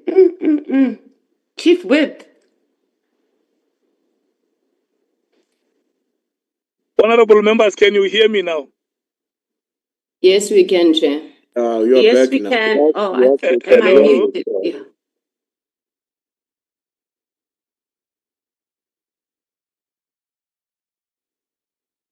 We can hear you, hello, honorable members. Yes, Chair. You were about to call the ANC, Chair. And all other parties were about to agree with the ANC. Can you hear me now, honorable members? Yes, Chair. Yes, Chair, I can hear you. We can hear you. And do you agree that we need an ad hoc committee to investigate the network of the chairperson? Oh, definitely, Chairperson. It will be chaired by Matthias. Okay. No, you must go ask your president for that money from the commission of inquiry and the national dialogue. Then I'll chair.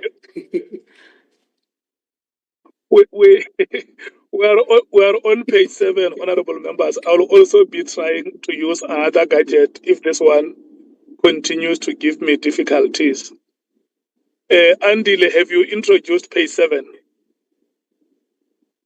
Yes, Chair. Yes, Chair. Okay, can we rotate the ANC?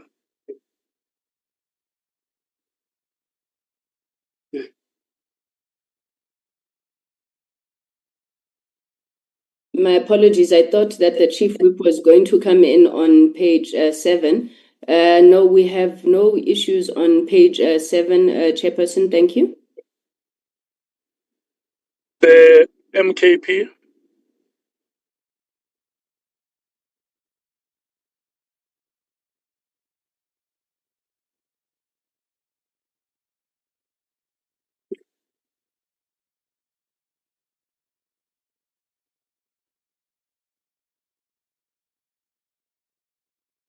The DA? We have no issues, Chair. The EFF? We have serious issues. Okay, they're not serious.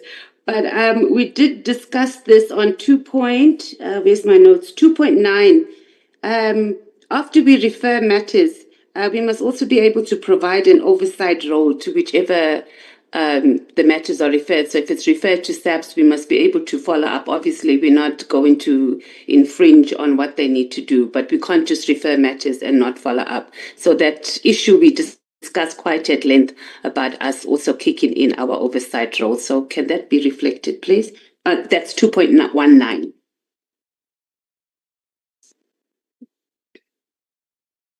Don't look confused there, Chief Whip. You even agreed to that. Yeah, this is the matter where the Chief Whip said that the work of the committee ends with its report being presented in Parliament, and that there are respective portfolio committees that play oversight on the respective institutions. Yeah. Is that the part that you want to have included? Yes, and those committees must do oversight. So it must be captured. So it doesn't just end that we've referred matters and there's no follow-up because we're wasting our time. Agreed? Yes, agreed. Chairperson, we are confused because in terms of the document that is being flighted, if you look at 2.19 in front of us, it says the committee may refer matters to the appropriate authorities without purporting to determine criminal liability in order to respect the separation of powers between the various spheres of government. Is that where it is, Chairperson? No, I should think this one must be different, Honorable Matthews. No, it is that one, Chair. It's just to add on to that sentence. So after we refer matters to the relevant authorities, we must be able to, the relevant committee in Parliament must be able to do oversight. Okay, no, I agree. I accept the point. Do you we understand discussed that at length the last time. Thank you, Chair. Yeah. Chairperson, if I may just give guidance, Chairperson. You will see, Chairperson, that comes under the scope, Chairperson. Otherwise, we're not there now. This is right. I mean, there was a discussion about this. And of course, Chairperson, you will see that point is made. I remember going through this board, Chairperson, sorry.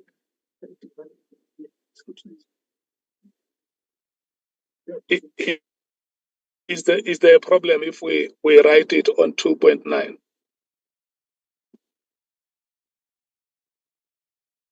No problem from the EFF, but it was something we agreed to, Chair. Yes, Honorable Matthys, you will see that when we go down, the issue will come up. I'm just trying to locate it. It's fine. Just carry it on your shoulder. Okay. And then when we arrive at the relevant provision, let's make sure that it doesn't fall within the cracks. Chairperson, if you go to 3.8, we just want to flag that for you, which is page 8, 3.8. It says, recommend that the relevant portfolio committees of Parliament must track and report on the implementation of the findings and recommendations of the National Assembly. So that's why I said, Chairperson, as we progress, as we migrate towards that point, perhaps members, if they want to effect changes, we are amenable to that, Chairperson. Thank you very much. Is that okay, Honorable Matthys? Chair, can I recommend that we just join it together because it's speaking to the same thing, so it just follows each other. Okay. Yeah, and I think it'll speak and be more sensible if it's just those two just follow each other rather than being separated. Thank you. Chairperson, can I come in? Yes. Yes, Chairperson. So if you look at 219, which Honorable Matthys is referring to, that whole section, Chairperson, deals with the legal framework. So we can't add there, Chairperson. In fact, our view is that, Chairperson, this is under a separate heading, which is heading number 3, which deals with the objectives of the inquiry. Yeah. 19, Yeah, Chairperson. That's fine. Can I make a comment on that, Chair?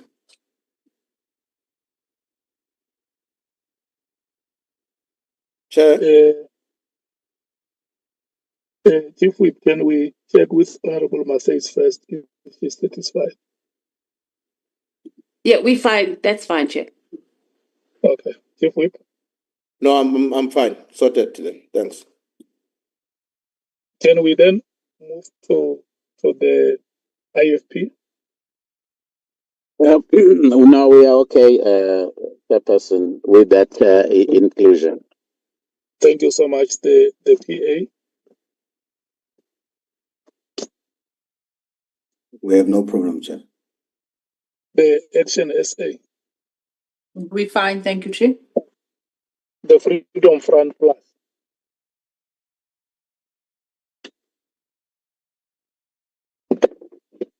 Andile, are we moving to the next page?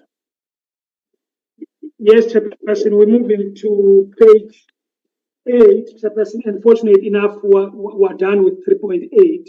So we will deal with the scope of the inquiry, which is paragraph 4, from 4.1 to 4.16. Okay. Can we rotate the ANC?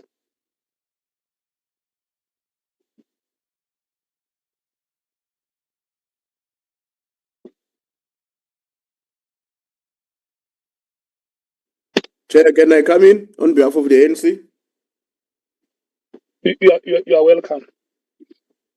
No, thanks, Chair. Just 2 comments, Chair. The first one is on 4.13. Members may recall that during our discussion, we made a suggestion that let's not make this as our scope of inquiry. Rather, let's deal with it as part of the conclusion, having dealt with all evidence that is going to be presented before the ad hoc committee. And if it arises that part of what we've had to contend with had to do with human rights abuses, we deal with it at that time when we are concluding. Because the argument we were making was that we should not present something that with an inference as though that originated from the submission or the press conference that was led by Lieutenant General Mkhwanazi. So that is the point that we were appealing from the ANC's point of view. That let's rather deal with that issue if it arises, and we have a strong view about it in the context of our recommendations, as opposed to it being part of the focal areas as though it has originated from the presentation made by Mkhwanazi. That's the point that we wanted to make. The second one, Chair, which is also linked to this one in a way, is 4.12. I should have started there actually. 4.12. The point there in 4.12, the issue of misuse of public resources, bribery, public funds and bribery and all of that. Again, if we want to take an approach that this must be investigated, it should not be a problem. But let's also be careful that we don't do so as a matter we are appropriating to what Mkhwanazi presented, because that would be factually incorrect in our view. But if the view is that this may be one of the things that we need to be dealing with, let's have that view being openly presented and motivated for us to agree on. Not because once you invite Mkhwanazi and he says, but I never raised these matters you are saying are appropriated to me. What do we say when we were there, when we were crafting terms of references? So that is the point that I see is separated from the 4.1.1 now, which may suggest that we are no longer, if we separate it, we are no longer appropriating it to General Mkhwanazi. But if it's here and appropriated to him, we would like to advise that let's not apportion to him that which he had not offered or he has not yet offered to the people of South Africa. Thanks. Okay. No, thanks very much, Chief Whip. On the first one on human rights, that was the decision of the meeting that if human rights violation emerge during the proceedings,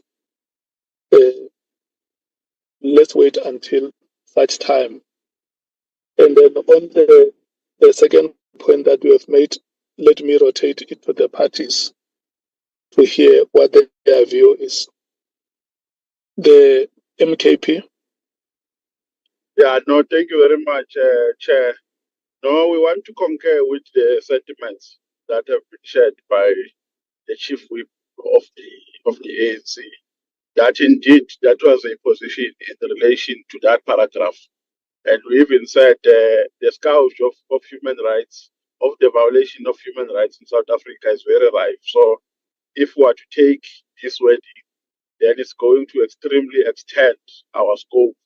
So we rather focus on the minimal scope that was adopted by the National Assembly and ultimately espoused by this, deliberated on by this committee. So that was the argument.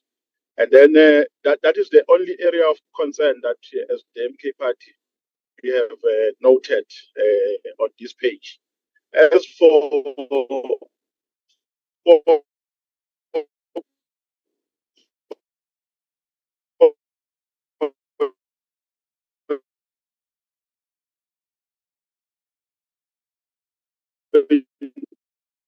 one 1.2 as the MK party will have no issue, Chairperson, because we believe that the allegation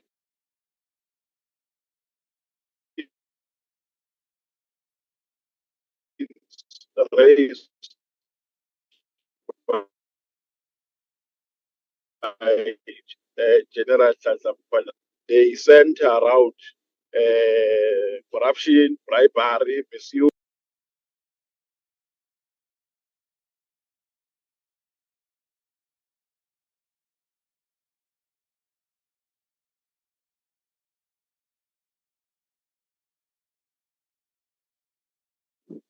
Chairperson,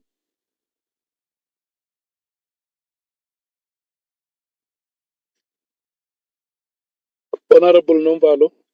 Chair.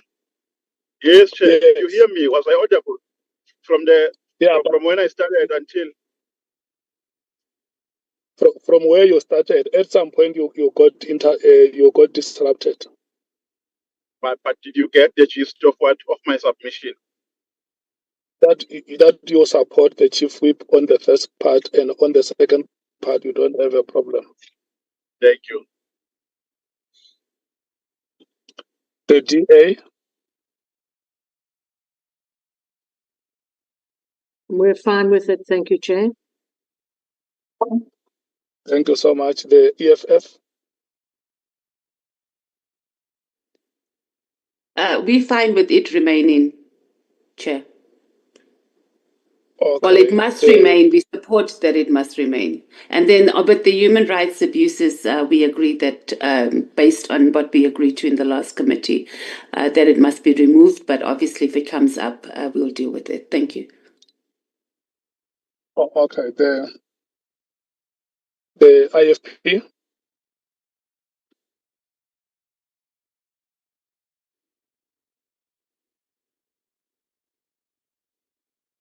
The PA.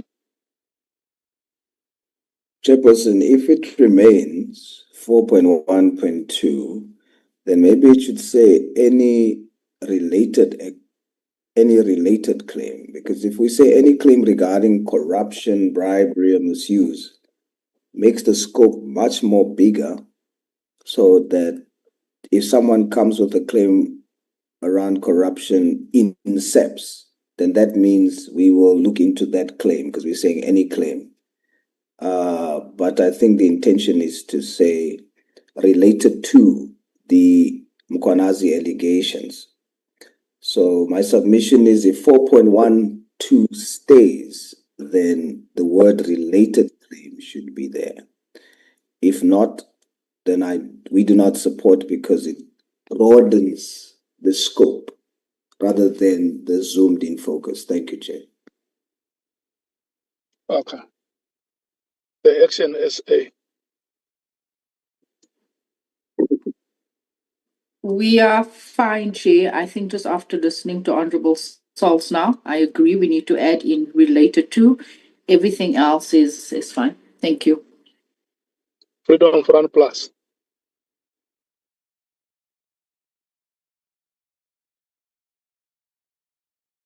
Okay, Andy, you will add the word related.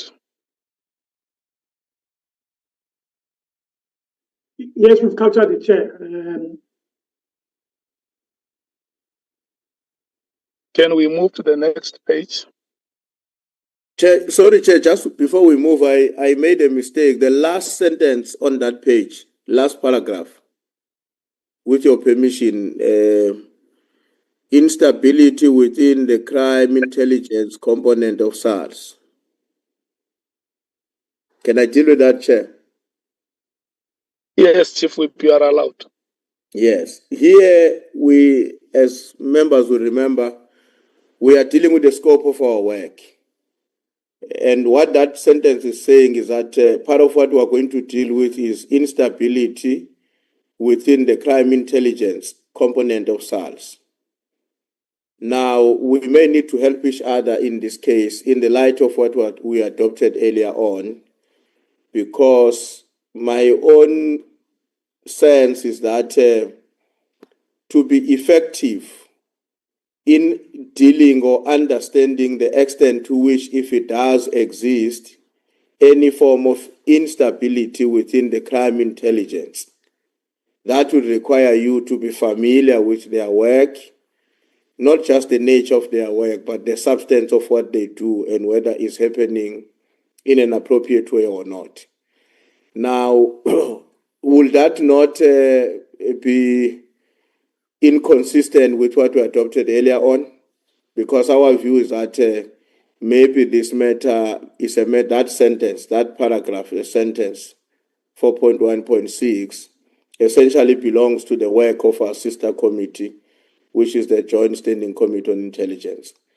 It's difficult for us to really imagine how effective will we be able to make a determination about instability or otherwise of the crime intelligence unless we are immersed in the, not just in the nature, but in the actual work that they do. That is a comment we wish to make, Chair. Thanks. What do you suggest, Chief Whip? So I'm suggesting, Chair, that this matter, we should not deal with this as part of the scope because it belongs to the Joint Standing Committee on Intelligence. So basically, proposal is that it should be removed, yes, because we also can't make a recommendation to another committee which is doing the same kind of almost similar work as ours, as they are dealing with this matter themselves. But I think if we remove it, it saves us from having to deal with it because it doesn't belong to our scope. Thank you. Okay. The MKP. Chairperson, we are vehemently opposed to this proposition. Our view is that we must deal with allegations as they were presented, and we must deal with allegations as they were tabled in Parliament. So there must be no deviation.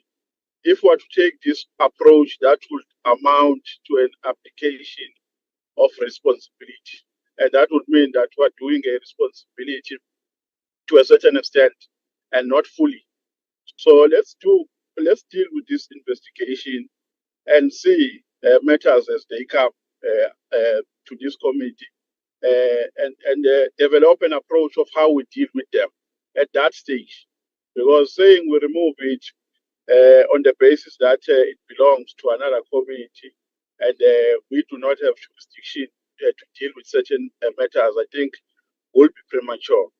Let's do an investigation as we were tasked and not now try to be innovative and creative and try to reconfigure the allegations raised by General Mkhwanazi. Let's deal with them, Chair. I believe that if there was that concern, it should have been raised Parliament or with the Speaker to say that we think that this committee does not have jurisdiction to deal with certain matters, and then we get guidance from such people or from the Speaker or from Parliament. So, Chair, our view in summary and in conclusion is that let this paragraph or this sentence be part of the terms of reference. Let it be here. Let's not remove it. Let's deal with issues holistically and not try to put other issues under carpet. Thank you. Okay. Honorable members, I'm going to suggest that because we debated these matters in the last meeting, let's not reopen debates. We just say we agree or we disagree. I think that is sufficient. The MKP disagrees. The DA? Agree.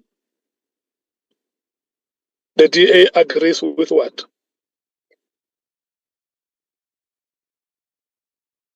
I agree with what stands. There is sufficient investigation of crime intelligence under the Police Portfolio Committee to look into matters. It's only the secret section that falls under the JSCI. So you support that yes. The matter must remain on the terms of reference? Indeed.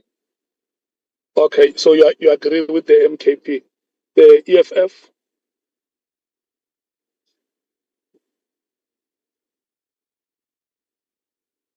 Honorable Matthews.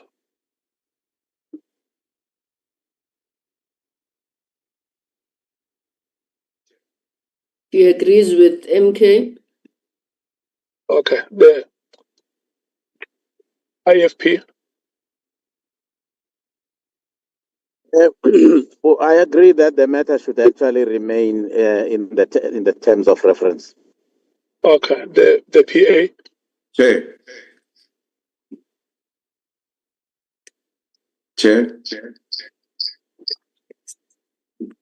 The PA.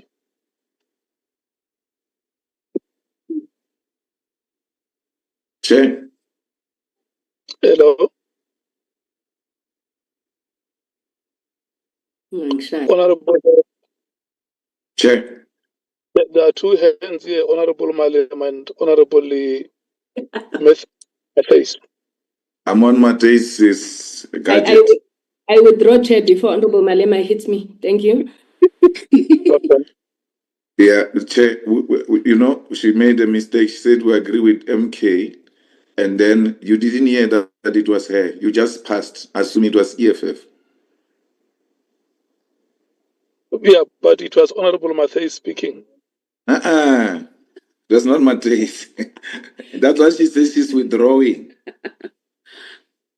It's true, Chair. It was Honorable Sangon. That's why she says she must not be hit by Honorable Malema. Oh, I thought it was Honorable Matthews speaking. I'm sorry, Honorable members from the EFF. So may you please state your position? No, we agree that this stays because in the allegations of Mkhwanazi, he makes reference to crime intelligence, and he even mentions individuals from crime intelligence. So we can't investigate part of the allegations of Mkhwanazi. Everything that comes from him, it must be investigated by this committee, including whatever is related to crime intelligence. Thanks. Okay. The PA. Honorable Sir. Chairperson, we hold a different view on the basis that 4.416 says that our scope would be to investigate instability within crime intelligence, component of SEPS. And we are an ad hoc committee, so we have a zoomed-in approach to focus in on the allegations and anything that is related to it. So by default, when we deal with the allegations, it will show whether there are instability in crime intelligence or not.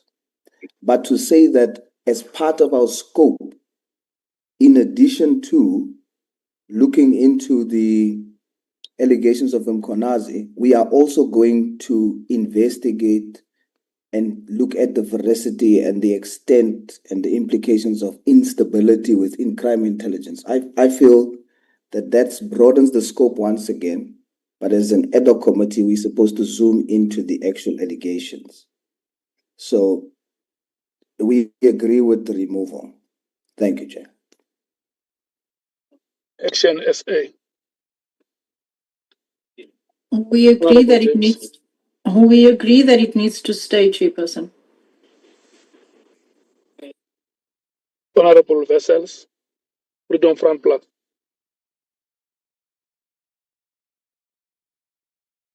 Okay, the matter remains on the terms of reference. Can we move to the next page?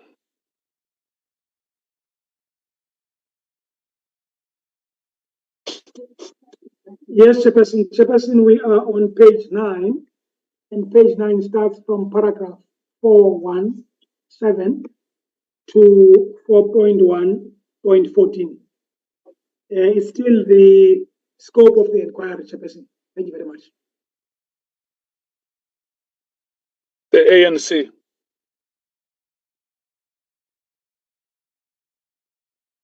Chairperson, on on 4.1.14, the allegations of members of parliament with regards to the classified information released to them, specifically reference to members of parliament who are allegedly linked to criminal syndicates. Chair, given the discussion that we've had, I think we just need to clarify what we mean in relation to this, and also in relation to our earlier discussion on classified information. Now, our understanding as the African National Congress is that we can consider the allegations regarding the classified information because that is unlawful.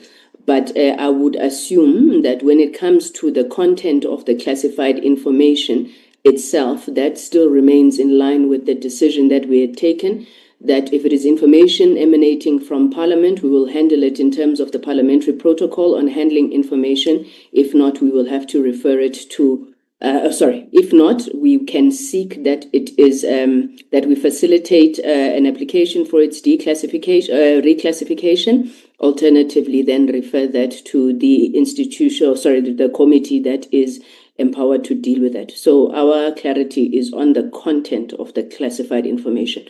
We agree with the allegations, but on the handling of the content, we can then refer to section, I don't know, I think it was 2 point something where we dealt with this matter. Thank you, Chair. Okay. The MKP. No issue detected, Chair. We're fine. The DA. It's fine, thank you, Chair. The EFF. Chair, on 4.1.11, it's just we need to put in plural for crime syndicates, drug cartels, because here it's singular, that's all. Otherwise, we're fine, thank you. Okay. The IFP. No, we're fine. We're fine, Mr. Chairman. The PA. We're fine, Chair. Action SA. We're fine with page 9. Thank you, Chair. Freedom Front Plus.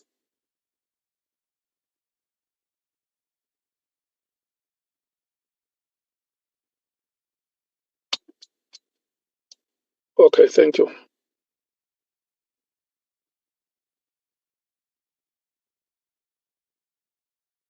Andile. Yes, Chairperson. Chairperson, we are now on page 10, and page 10 starts at paragraph 4.1.15 up until paragraph 5.2.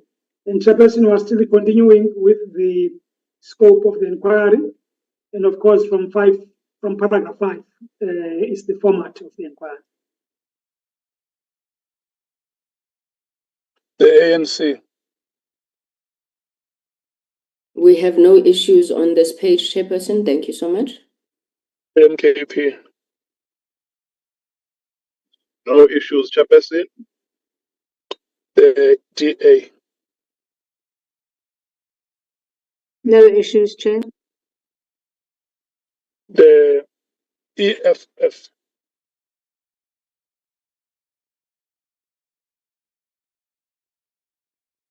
We fine, Chair. Thank you. The IFP. Issues, Chair. No issues, Chair. Thank you. The PA. No issues, Chair. The Action SA. Pass, Chair. Thank you. Freedom Front Plus, I'm calling them for the last time. In the next round, if they want to speak, they will indicate. Can we move to the next page? Thank you so much, honorable members. Yes, thanks, Chairperson. Chairperson, we're now on page 11, and we're still dealing with the format of inquiry. And this page starts from paragraph 5.3 up until paragraph 5.5.7. The ANC. Thank you, Chairperson. Can we just get clarity on 5.3, because on our document 5.3 is empty, but then we have no issues with the rest of the page. Thank you. I think it may be a numbering problem. Thank you, Chair. You will recall, can I come in, Chairperson, to clarify that? Yeah. Yes, you will recall, Chairperson, when we started right at the beginning, I had indicated to members that that was a typo, and of course, we have since fixed it. Thanks, Chairperson. Okay. So do you see it, Honorable Sangon? Yes, thank you, Chair. Are you fine with that part which was missing? Chair, just for completeness sake, sorry. If we could go to 5.3.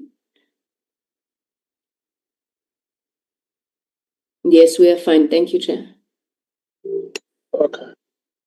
The MKP. We are okay, Chairperson. The DA. It's fine, thank you, Chair. The EFF. We fine. Thank you, Chair. The IFP. We are okay, Chair. The PA. All good, Chair. Action SA. We fine, thank you. Can we move to the next page, Andile? Yes, Chairperson. Chairperson, we're on page 12 now.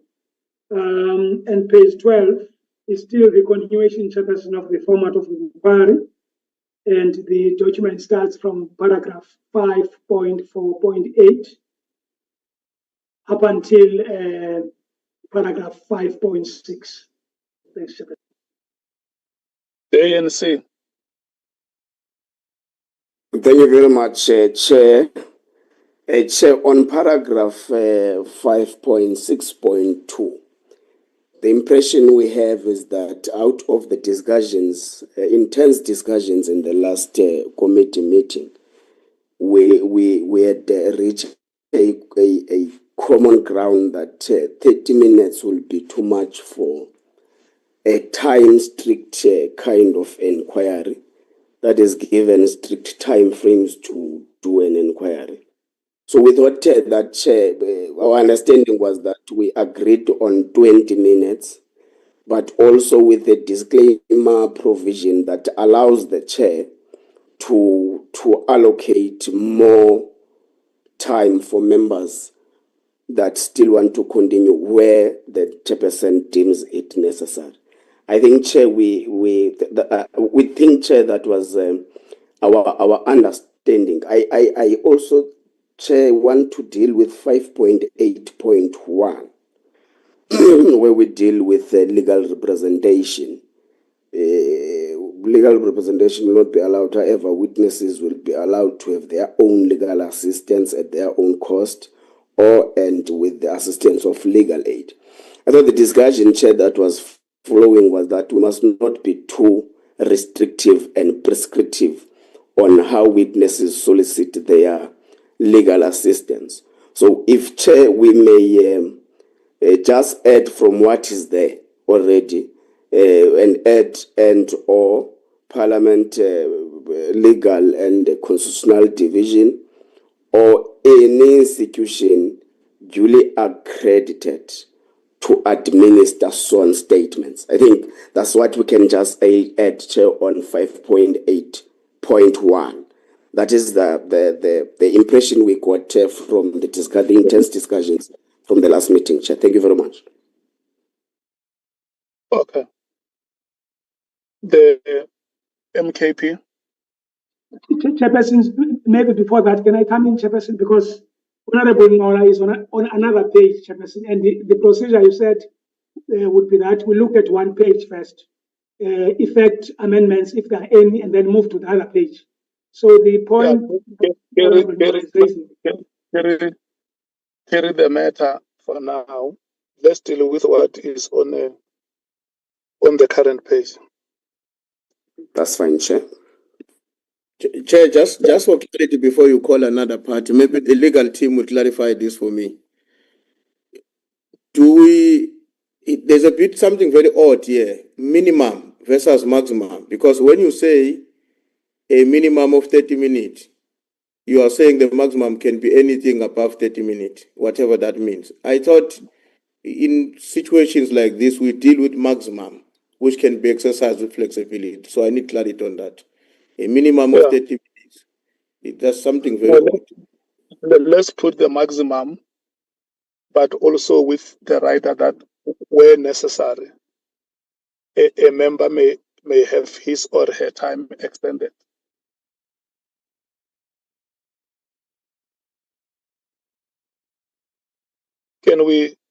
Is it okay, Chief, can we move to the MKP to hear their views?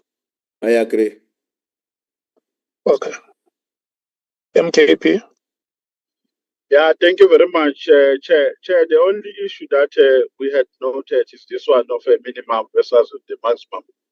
That's the only issue, which has, I think, has been properly advocated for by the chief whip of the ANC. That's the only issue. But, Chair, I don't remember the committee agreeing on 20 minutes, Chair, unless my memory is collapsing me. Because I remember. Yes, Honorable Nomvalo, help us.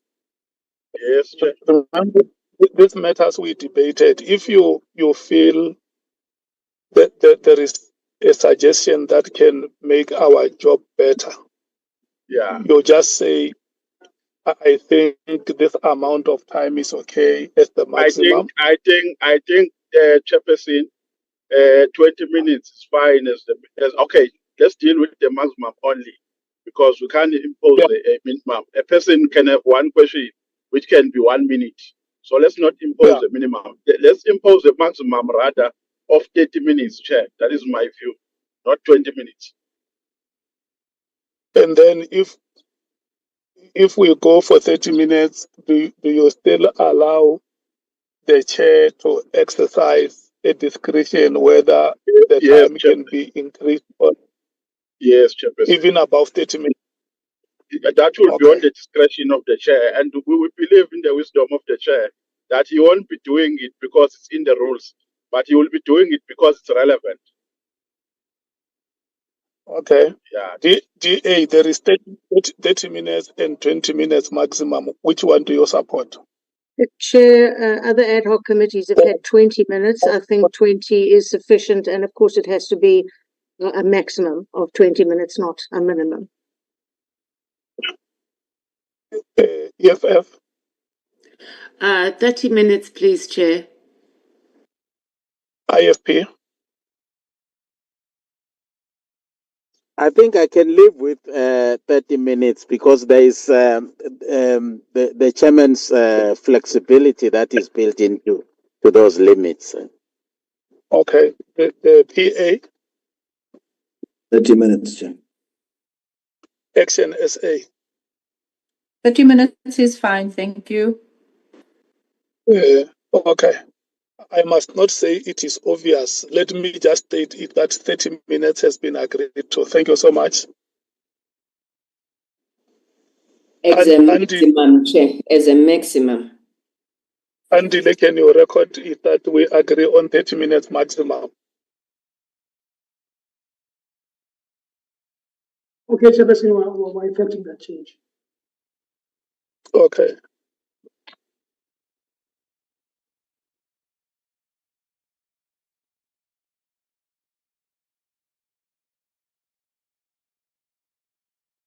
Can we then move to that was the only matter in this page which was raised now.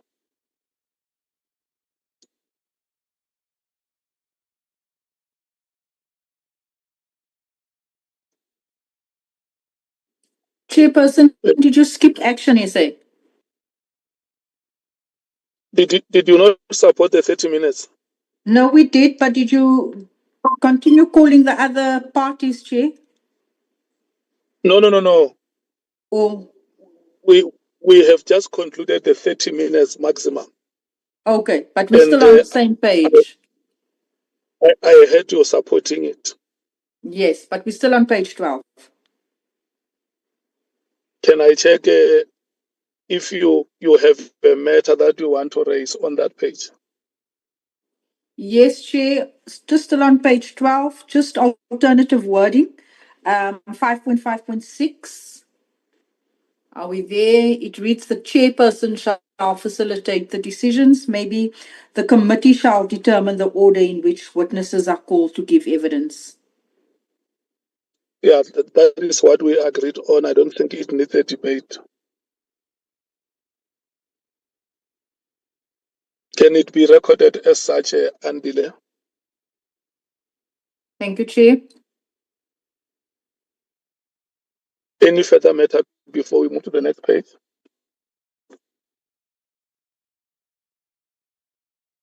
None from action, you say. Okay. I'm not seeing a hand from any other party, so I assume that the meeting says proceed. Next page, Andile. Thanks, Chairperson. We're now on page 13, and it starts paragraph 5.61 up until paragraph 5.8.2. Some of the paragraphs, Chairperson, deal with legal representation, and then others deal with the Audi alteram partem rule. There is a matter that Honorable Ngola raised about representation. You remember it where we agreed that we must not be prescriptive.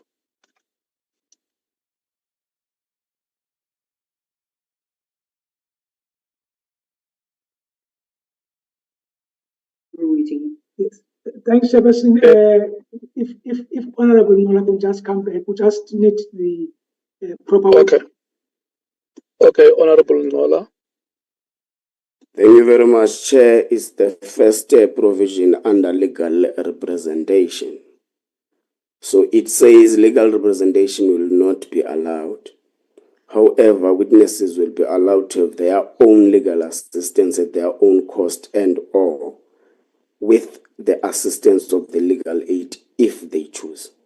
So, Chair, we're proposing that in line with the discussions that we had in the last committee meeting, our comprehension is that the flow of discussion was that we must not be too prescriptive to witnesses who want to solicit legal assistance. So we are proposing that at least there must be an addition after legal aid. We add parliamentary legal and constitutional division. We add, Chair, that any other institution duly accredited to administer sworn statements, so that we give our witnesses a wild choice they must take if they seek legal assistance. Thank you, Chair. Honorable Ngola, do we have to mention these institutions one by one, or can we just use a collective noun? Yes, any collective noun that will actually address what we're trying to say.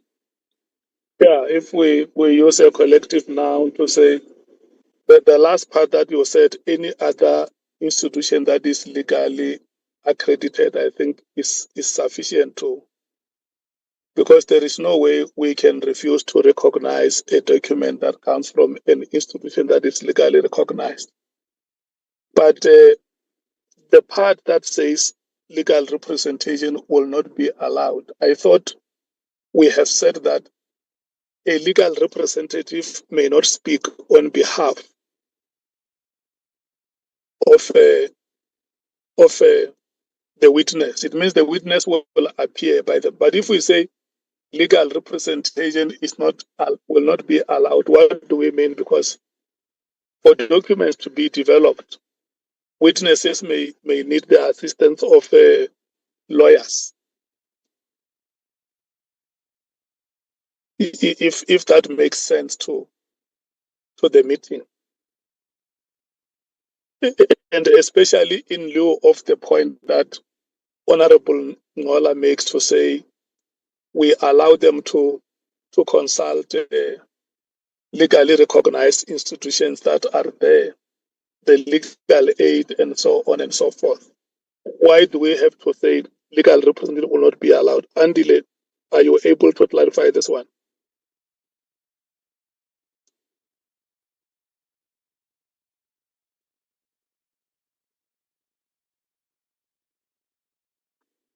Yes, Chairperson, I thought you had clarified it well, because I think what we're emphasizing here is that we are trying to draw a distinction between legal assistance and legal representation.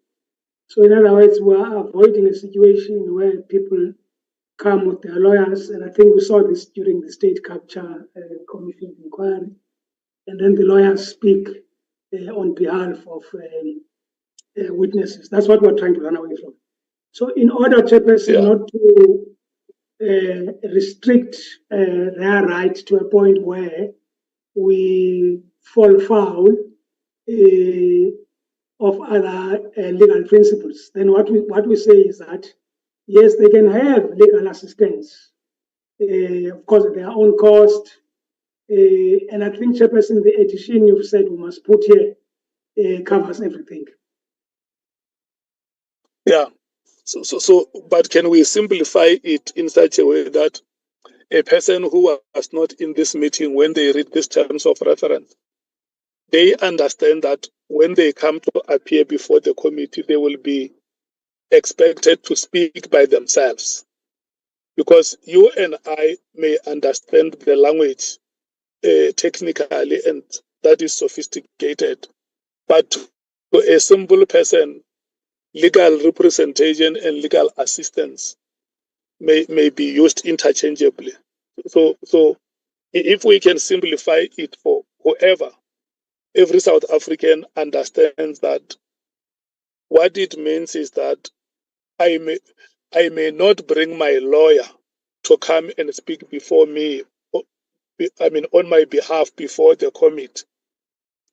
But where I need to consult, I have a right, a constitutional right to go and consult, seek legal assistance. Is it possible for us to do that? No, Chairperson, first, Chairperson, we don't agree with the view that legal representation and legal assistance those two can be used interchangeably, because they mean different things. And of course, Chairperson, I think if you go to paragraph 572, 573, 574, you will see exactly what the difference between the two is. In other words, we explain.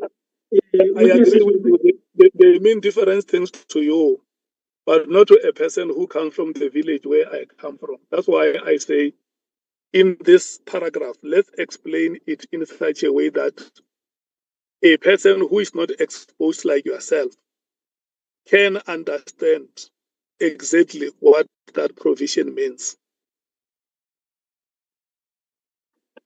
Yeah, Chairperson, look, it's a pity now because this is now becoming an issue. Because Chairperson, I mean, the law of interpretation, Chairperson says, look, if we find ourselves in the forest, Chairperson, we should then go and check the dictionary meaning. So Chairperson, I would say. Chair. Hello. Yes, Nomvalo, Chair. Honorable Nomvalo. Chair, I think the assistance that you are trying to provide here is assisting, because, Chair, if you are to read 4.7, I mean 572, 573, they give a detail of what would be a responsibility of the legal advisors or legal practitioners in committee meetings. So in that context, you don't need the wording that they've started with that says legal representation will not be allowed. And I agree with you, Chair, that it causes some confusion, ambiguity, and it's unnecessary. So my view, Chair, is that that sentence must start where it says the witnesses. They say, however, no, on the first paragraph, if you can go up, a little bit. Yes. My view, Chair, is that it must start with saying the witnesses will be allowed to have their own legal assistance at their own cost and continue. Because in the below sentences, it gives a clarification of what will be a role of legal advisors or legal practitioners during our committee meetings. So that one, Chair, I'm in agreement with you. It causes confusions, and it is ambiguous. Thank you. Do you understand it, Andile?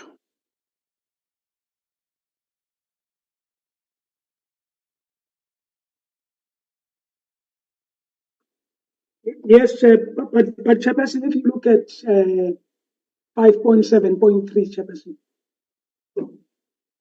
I'm not sure if that assists, Chairperson.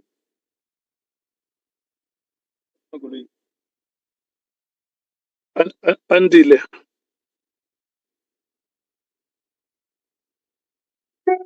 Chair, it's Ngola. Honorable Ngola. Thank you very much. I don't think Mr. Chechane is understanding well both your input and the input of Honorable Nomvalo. I agree with what he said first of trying to make a particular distinction between legal representation and legal assistance. But the intervention that you are making, Chair, is that for a lay person, it might be understood from our own end. But for a lay person, they may misinterpret the first sentence of the paragraph. Now, given the fact that we have got 5.7.3, 5.7.2 that are actually explanatory to the roles the legal assistants will be doing in the inquiry. So I think the proposal, Mr. Tigiana, is that maybe it's not wrong. The proposal is not saying it's wrong, but maybe it's unnecessary for this purpose. So if the proposal from the chair is that can we start with the witnesses will be allowed to have their own legal assistance, because the below provisions are actually detailing what those legal practitioners will be doing in the inquiry. Thank you very much, Chair. Okay. Look, honorable members, I don't think that we need to debate this matter further. It does have to be recoined the way we say it must be, so that it becomes very clear to an ordinary citizen who may not have the exposure that we ourselves sitting here have. Understand what it means that they have a right to seek legal assistance at their own cost, but they must know that there is no legal representative who can come and present before the committee on their behalf. Do we still have any other matter on this page?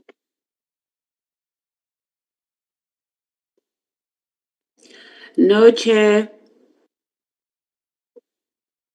Okay, can we move to the next page? Yes, Chair.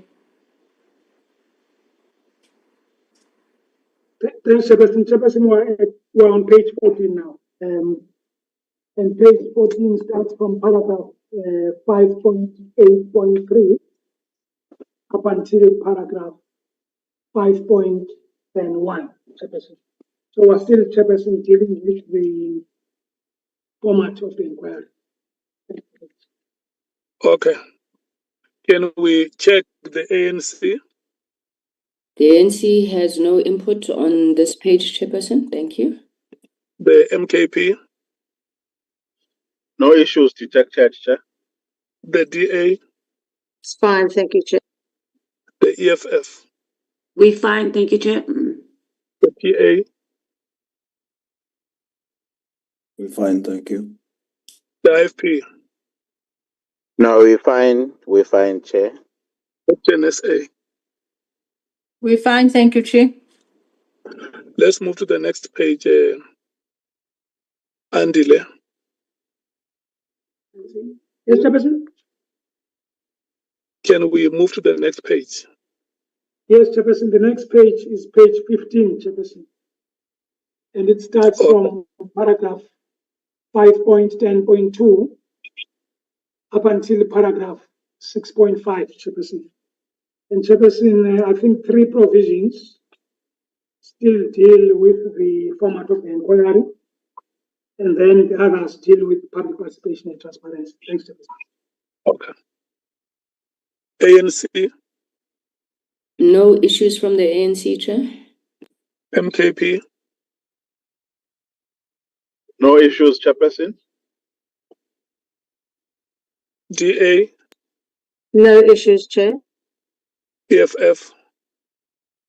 Chair, yes, we do on 6.3, where it says meetings whenever possible. I don't think it's necessary to put that whenever possible, because what would make it impossible for us to broadcast the committee? So it leaves it open for, let's remove that, please, Chair. Thanks. Agreed. The IFP? Yes, agreed. The PA? Agreed. The Action SA? We're fine, thank you, Chair. Thank you so much. Next page, Andile.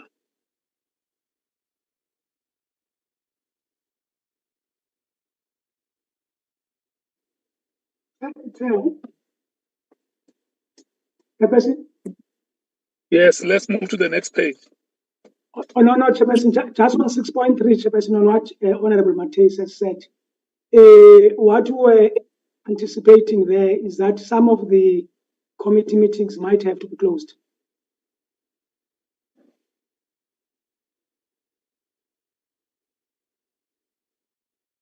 Hello, Andile. Not Chair, I'm just saying, Chair, by saying whenever possible. What we're envisaging was that some of the meetings might have to be closed for witness protection.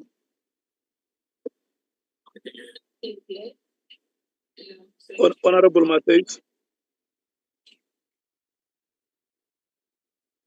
Chair, I don't think it's necessary for us. I mean, it goes without saying that if it's not possible, it's not broadcast. But I think when we put it in there, we open up to there being okay for it not to be broadcast, but it should be prioritized that it is. Honorable, Andile, do you understand the context within which Honorable Matheus is raising the matter? Where it's for the protection of witnesses, we all agree. But the manner in which it is written, the manner in which it's written is implicit, and it has to be corrected.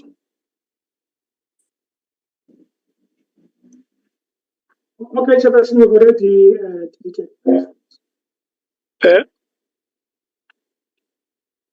Chairperson, if I may. Yes, Honorable Barnard. Chair, if I may just correct the English, it's not broadcasted, it's broadcast. Whenever possible, broadcast yes, on correct. Indeed. Thank you very much. Yeah, but we don't agree with whenever possible.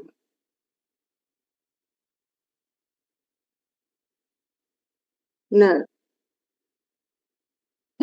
Yeah.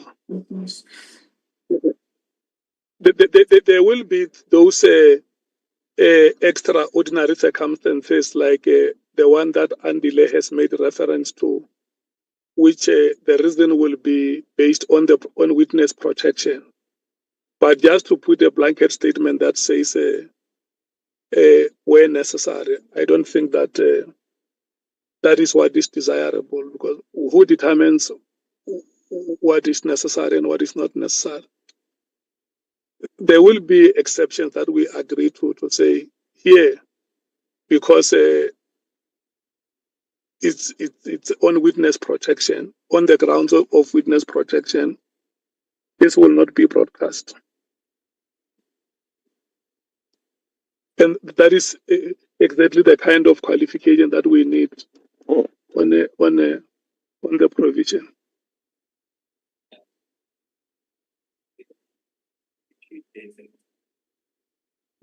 Do you have it, Andile? Yeah, Chairperson, you remember you said we must remove whenever possible, and that's exactly what we did. It appears like you are very far from the microphone now. Okay, sorry, Chairperson. I'm saying, Chairperson, the proposal from Honorable Mateus was that we should remove whenever possible. And that's exactly what we have done, Chairperson. Thank you so much. Fine.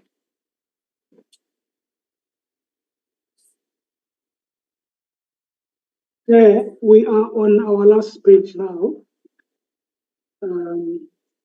which is page 17.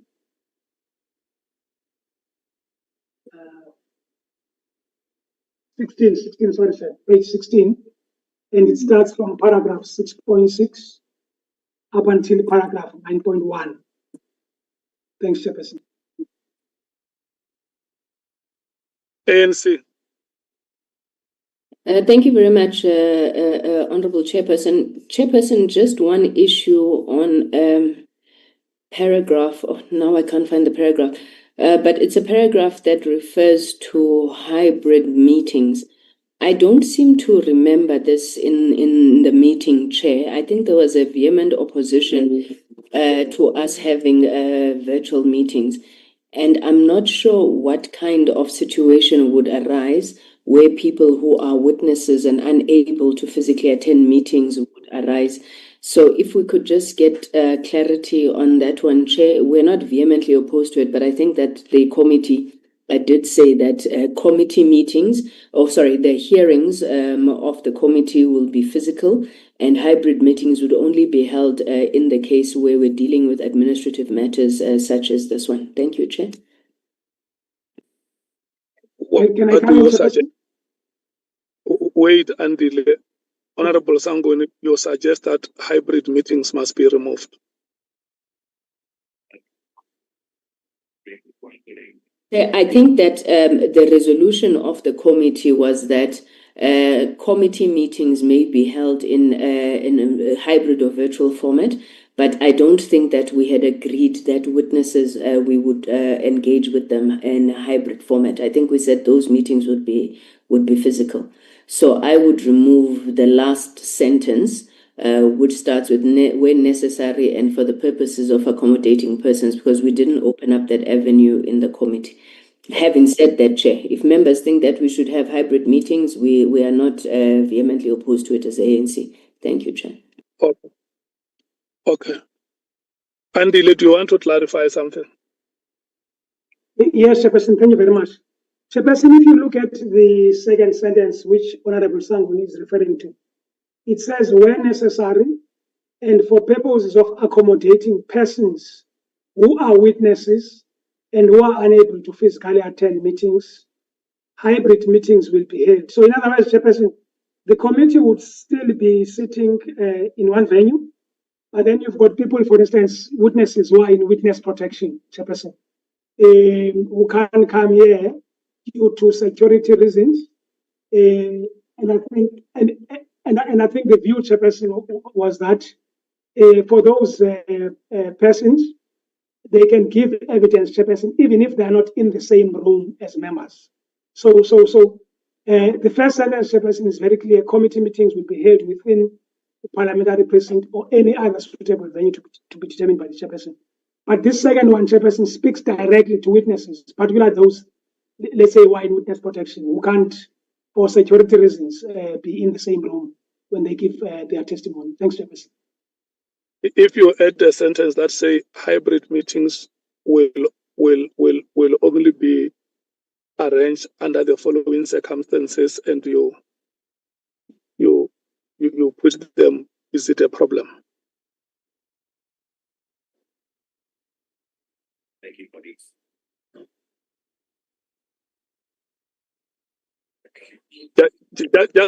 Just for completeness sake, remember we said that when we do the law, we do the law for the purpose of clarity and certainty.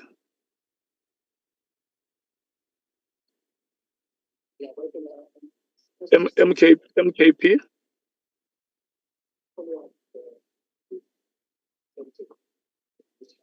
Chair? Honorable Nombal. No, it's Honorable Skosana who had opened the mic. Chair. Okay. Honorable Skosana.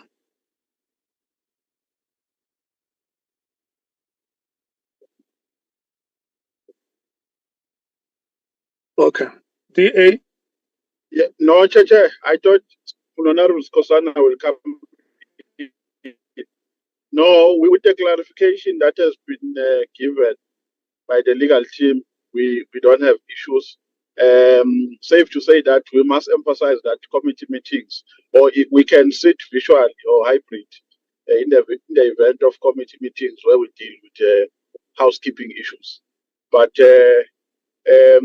for interviewing witnesses, I mean, they must be physical, Chairperson, except under exceptional circumstances, like the circumstance that has been mentioned by the legal, I mean, by Andile. Thank you very much. So you agree that hybrid meetings must be clarified that it can happen under exceptional circumstances? Yes, Chairperson. Which the committee may determine. Yes, Chairperson. Thank you so much. 100%. Thank you. DA? Yes, with that, I think it absolutely is perfect. Thank you. Allowing for essential meetings to be carried out hybridly. Thank you. Thank you. Thank you so much. EFF? Chair, I think it must say that the hearings will be held in public, and there will not be any virtual hearings. That should be the statement.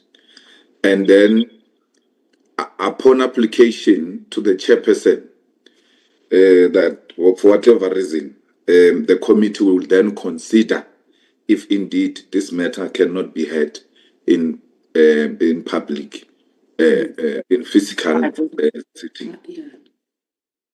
Because we must encourage the physical sitting.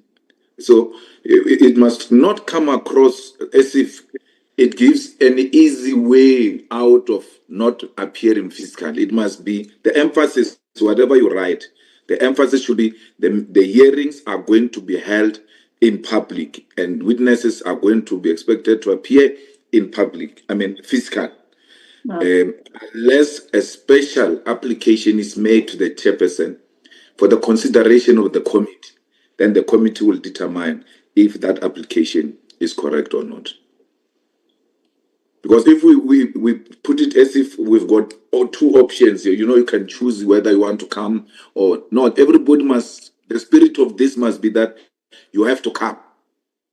And then if there are compelling circumstances, those will be brought to attention and we'll take a decision at that time. Okay. The IFP? Chair, I think I agree with the notion that we should actually compel people to come physically. Because remember, when we discussed this point previously, it was like we were trying to avoid a situation where we would be talking to a witness when a witness is actually having someone behind him or her talking to us. So we wanted them to appear physically. Of course, there will be those circumstances where perhaps the witness would not be able to come. Then let the chairperson actually look into that matter and bring it before the committee to actually decide. I agree with the Honorable Malema. The PA? We agree with Honorable Malema. The Action SA? We support the view of the EFF. Thank you, Chair. Okay. Have you recorded it already, Andile? That is the majority view of the meeting, that emphasis must be made on physical appearance. So the primary statement there must be that the meetings of the committee will be physical. Yes, Chairperson, if you look at 7.1, we've already made those changes, and we would be happy if members could tell us whether they are happy with the Correct. Yeah. Okay. Was this the last matter on this page? Yes, Chairperson. Yeah. But I made a mistake, Chairperson, and I said this was the last page. It's not the last page. Sorry for that. Yes.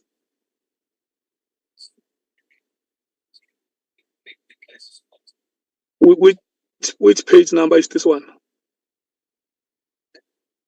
Chair, before you move, I don't think there's a proper capturing them before you move.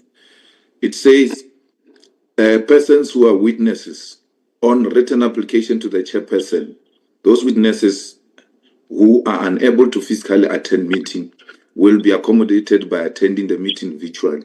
Hybrid meetings. Also, that's the wrong caption.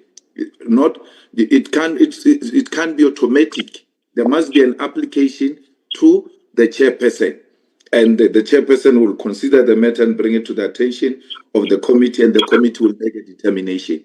It shouldn't be, impression must not be created that after writing a letter that you can't make it, then you're going to be accommodated. It's exactly what we're trying to avoid. We know there will be those circumstances, but they must not come across as if they are optional, that I can go or I can do it virtually. The chair receives application, considers it, and then brings it to the attention of the committee. The committee takes a decision, and that decision gets to be communicated to the witness that no, I agreed with you, and then you'll attend this matter, virtually. It's not automatic that upon writing to the chairperson, you are going to be taken to a virtual hearing. And even the part that says unable to attend, it must be due to exceptional circumstances.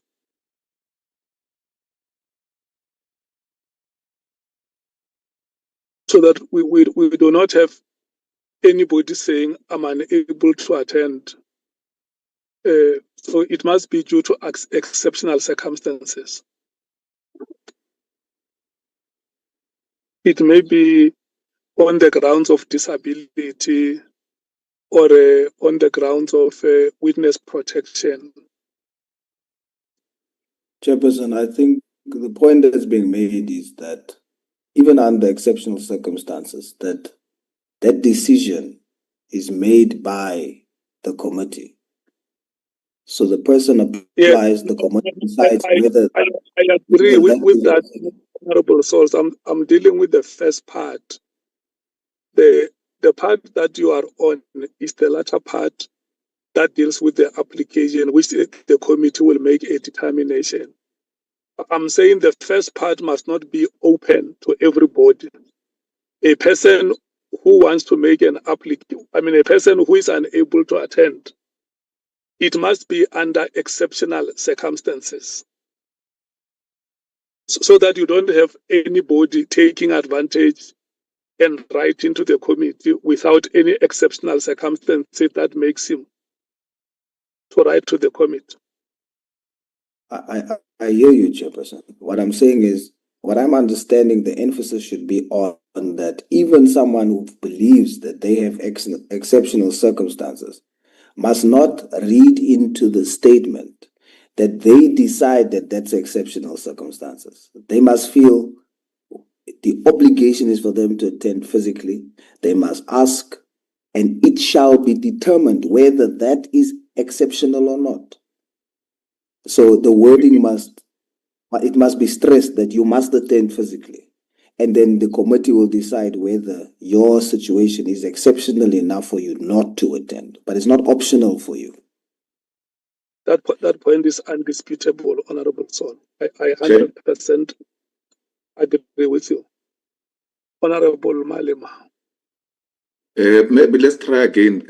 Persons who are witnesses on a written application to the chairperson and on approval by the committee, to those witnesses who are unable to physically attend may be accommodated by attending the meeting virtually. So I think we want to say persons who are witnesses and are unable to attend due to exceptional circumstances will make an application to the chairperson, and on approval of the committee, those witnesses who are unable to physically attend meetings may be accommodated by attending the meeting virtually. Yes, thanks, Chair. May be granted permission. Yes. Yeah. Are you happy with the reformulation, Honorable Souls? Yes, I am, Chair. Thank you. Action SA, are you happy with the reformulation? Yes, Chair. Thank you. ANC? Yes, Chairperson, you may just need to clean up the language, but yeah. Sorry, it just keeps moving now. Yeah, no, we're happy with the Chair. Thank you. MKP? Happy, Chairperson. DA? Yes, thank you. It's fine. IFP? It's okay, Honorable Chairperson. Thank you so much, honorable members. Andile, can we move? Thanks, Chairperson. Chairperson, we're on page 17 now, Chairperson, which is the last page of this document. And it starts from paragraph 9.1 up until paragraph 9.4. Thanks, Chairperson. Let's go back to the rotation. ANC. Chairperson, we have no comment on the last page of the terms of reference, and the ANC moves for adoption of the terms of reference with the amendments that have been made. Thank you, Chair. MKP. Go, Chair. Out of MKP. Yeah, no, we're satisfied, Chairperson. DA. Yes, it's fine now. Thank you, Chair. EFF.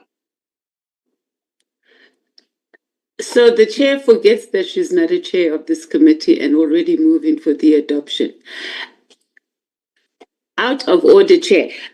We do have on the 9.2.1, we can't say the committee resolved to appoint because everything in this terms of reference is a resolution of the committee. So it must just clearly state that Parliament must appoint a highly competent, which is what we were saying in the discussions we had, an experienced external legal counsel. Yeah.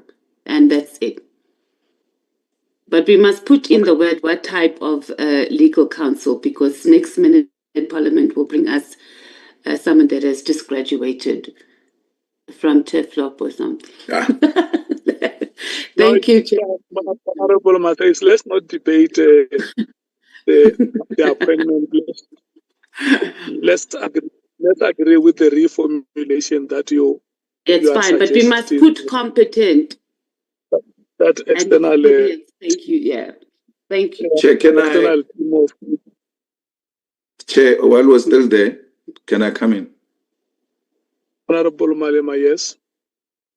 I think, I don't know if you don't agree, I have no problem, but I think we ought to be very specific that the legal expert must be a senior counsel. Mm-hmm. Yes, we're not involved in procurement and all of that, but as a principle, to accommodate what Honorable Matthias says, because the next thing we just say legal expert, and then we're exposed to some problems that we did not deal with from the beginning. We say the senior counsel will be appointed, blah, blah, blah, blah, but there must be something that says senior counsel that deals with this aspect. Thanks. Okay. Can I check if the reformulation is supported? ANC? We're fine, Chairperson. Thank you very much. MKP? We are okay, Chairperson. DA? Yes, it's fine. Thank you. IFP? It's fine, Honorable Chairperson. The PA? We agree with formulating the sentence. Action SA? We agree. Thank you, Chair. Thank you so much. Andile, is it appropriately reformulated? Can I read it out to you, Chairperson, and the committee? Yes. Yes, so it says Parliament will appoint the expertise of external senior legal counsel who are suitably qualified and have expertise in such matters to assist with collecting, organizing, and presenting evidence, subject to the committee's direction at all times. Much better. There is a repetition of the word expertise. I think it must be deleted on one part and remains on the other part.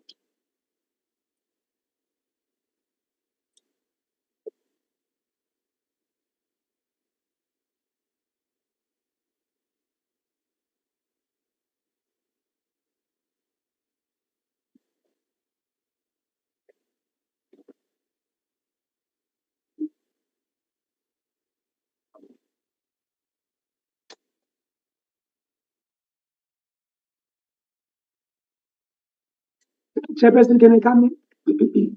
Yeah, yes. Yes, Chairperson. Just my concern, Chairperson, is that I know for a fact Honorable Malema is correct that we had agreed that we must have senior counsel on board, which is exactly what we will do, Chairperson.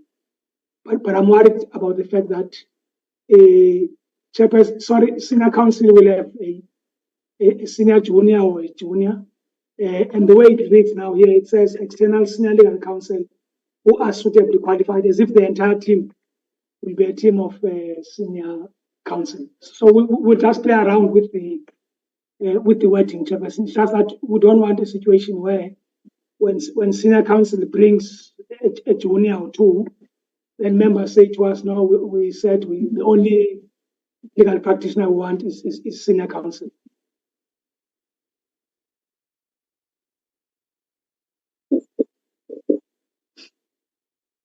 What does it mean? What do you say? What does it mean?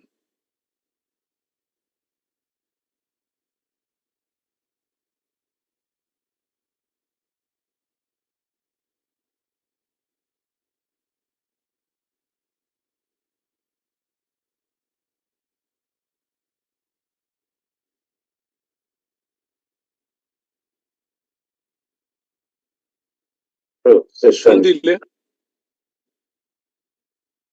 Chairperson, I think we're becoming too prescriptive now, because when you say senior counsel, whoever assists him, we are receiving assistance from him, and whoever he chooses to assist him is not really it's neither here nor there, but the person responsible for giving us the support is the one Senior counsel.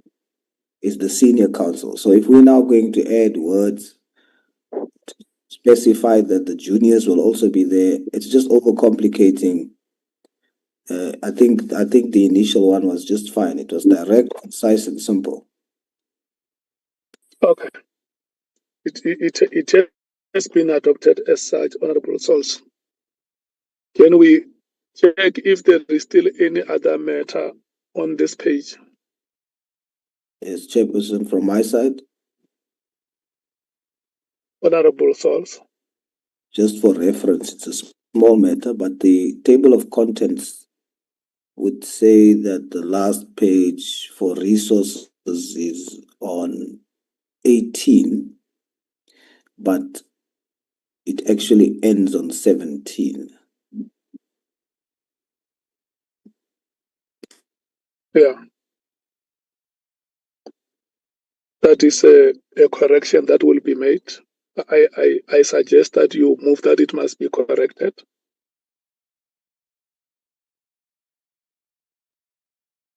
I move that it must be corrected. Yeah.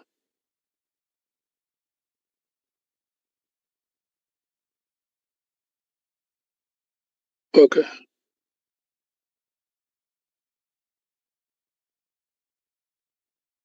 Thank you so much. Honorable members, I'm not seeing any other hand on this page, which is the last page of the terms of reference.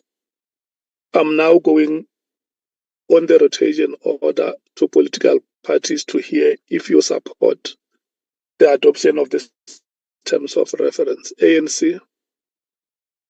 Yes, Chairperson, the African National Congress supports the adoption of the terms of reference with the amendments that have been made. Thank you. The amendments and the corrections. Yes, Chair. MKP. We support it, Chairperson, in its current form. Thank you. The DA. Yes, we support it as amended. Thank you. The EFF. We support the adoption with the amendments, particularly EFF amendments. Thank you, Chair. Honorable Matthews, we're in one meeting. We are a committee here.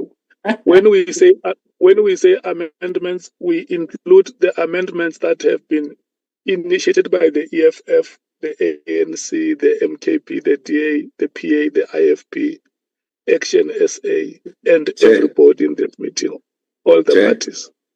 Chair. Honorable Matthews. The EFF moves for the adoption of the terms of reference with amendments. Thank you. Thank you so much.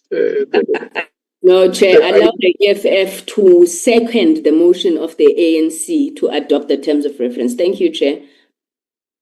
Honorable Sangone, I'm giving every party to speak. I want to hear if they support the adoption or not. If I hear the word adoption as the chair, I'm satisfied. The IFP. We support the adoption of the terms of reference as amended, Chairperson. The PA. Chairperson, we adopt the terms of reference as amended by all parties. Thank you, Chair. Thank you so much. Action SA. Chairperson, Action SA supports the adoption of the terms of reference as amended. And well done to you today, Chair. You did very well. Yeah. what do you say is very profound? you know, it does not matter how good a player is. A good player can still miss a penalty. So that's why in sports they say every player is as good as the last game. So I said it when I opened this meeting that there will be those days and those moments where we'll be at our best. And in life, we also encounter low moments. And I think today we were on top of our game across all parties, all members. Give yourself a round of applause.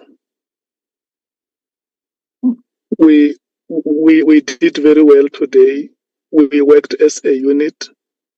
And I can tell you, if this is the spirit, how we're going to drive proceedings, we will achieve wonders. This was very excellent. It was outstanding. The work has been done very, very brilliantly. And for that, I want to thank you so much. The terms of reference for this ad hoc committee have been unanimously accepted and adopted. Can we then move in line with the resolution of the last meeting to the draft program? And even before the program is presented, I want to say to the members that when we were drafting the program, we read the draft terms of reference where it provides that documents have to be made available to the committee 7 days before the actual hearing. So we had a dilemma of deciding on the actual dates on which the witnesses will have to appear, because no contact has been made with General Mkhwanazi or either of the witnesses that may have to come and appear before the committee. So the draft program essentially takes an institutional approach, which will then mean that the first institution that will appear before the committee will be the SAPS. And the first person in the SAPS will be General Mkhwanazi. And then there are other four, which is General Masemola, who is the accounting head, the minister who was there, Minister Mtunu, and the deputy commissioner, who was there, Commissioner Sibia. And then the current minister and his deputies. And thereafter, the proposal is that the committee will then order the list of witnesses in line with the terms of reference, the way we have agreed that the committee will order the list of witnesses whose names would have emanated from the presentation that General Mkhwanazi would have made before the committee.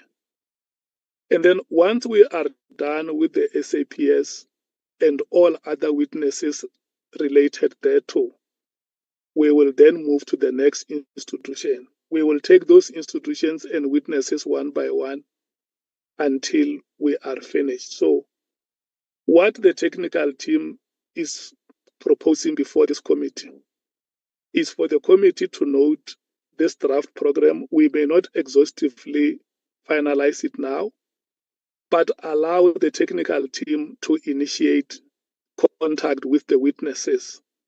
And once they have confirmation of when General Mkhwanazi is going to come, the committee will accordingly be informed that General Mkhwanazi will be available on this date. Of course, we are reasonable. We will not prolong this.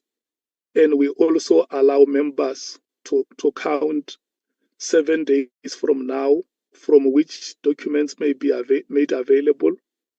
If honorable members want to suggest that we must not move later than this date without General Mkhwanazi appearing before the committee, that will still make sense. I think in essence, that is what the draft program entails. Can I then take a round and hear the impressions of the parties? The ANC? Thank you very much, Chair. Appreciate the explanation you have made in respect of the draft program.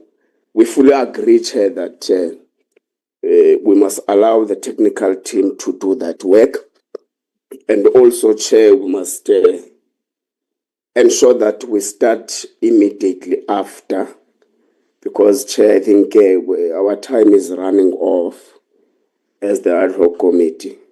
But we also propose, Chair, that when the draft program is fully ready, can it also be shared to political parties to look at it, so that we're able to enhance where possible or where necessary. Otherwise, Chair, what you have explained is actually acceptable. But Chair, before the end of August, which the 31st is next weekend, we must have done with all the procedural issues, so that the beginning of September must be the actual start of the inquiry in accusing evidence and testimonies of witnesses. So we support, Chair, with those few additions. Thank you. So you put the administrative deadline of the 31st of August? Yes, Chair, please. That any administrative task that has to be concluded must have been concluded within these remaining days of August, including contacts with the witnesses and request for documents. Yes, Chair, that's correct. And confirmation of dates of appearance. Yes, Chair. Thank you so much. Still a whole full week, Chair, working days. Thank you so much. The MKP. Thank you, Chair. Thank you. I think the meeting went very well, and I guess you've mentioned some names, but I think there's an omission of the former Minister Bheki, because you've mentioned the current one as well. And I think Bheki should be called as well, because this matter, as Mkhwanazi was saying on a press briefing, it started long ago. But anyway, perhaps those issues would be discussed. The names of the witnesses, as you'll have your NPA, IDEC, IPIT, and all those institutions which you are relevant to what General Mkhwanazi has told the nation on this matter, which we are going to undertake. And I guess it will help all South Africans indeed to get the truth of the status of the South African police service in the country and the security in general. That are we safe as a country? If the top echelon of the South African police service is at the state which it is now. And I guess this committee will... I'm coming there, Honorable Skosana. Can I hear your impressions on the proposals on the draft program? No, I'm fine. As I said, we done now. We are we're done with that now. I guess there's no going back. Thank you, Chair. Thank you, sir. DA. Thank you, Chair. Yes, I think the proposal is clear. I think the staff will probably be ready. It all depends on the availability of General Mkhwanazi. Hopefully he will be available sooner rather than later. Thank you. The EFF.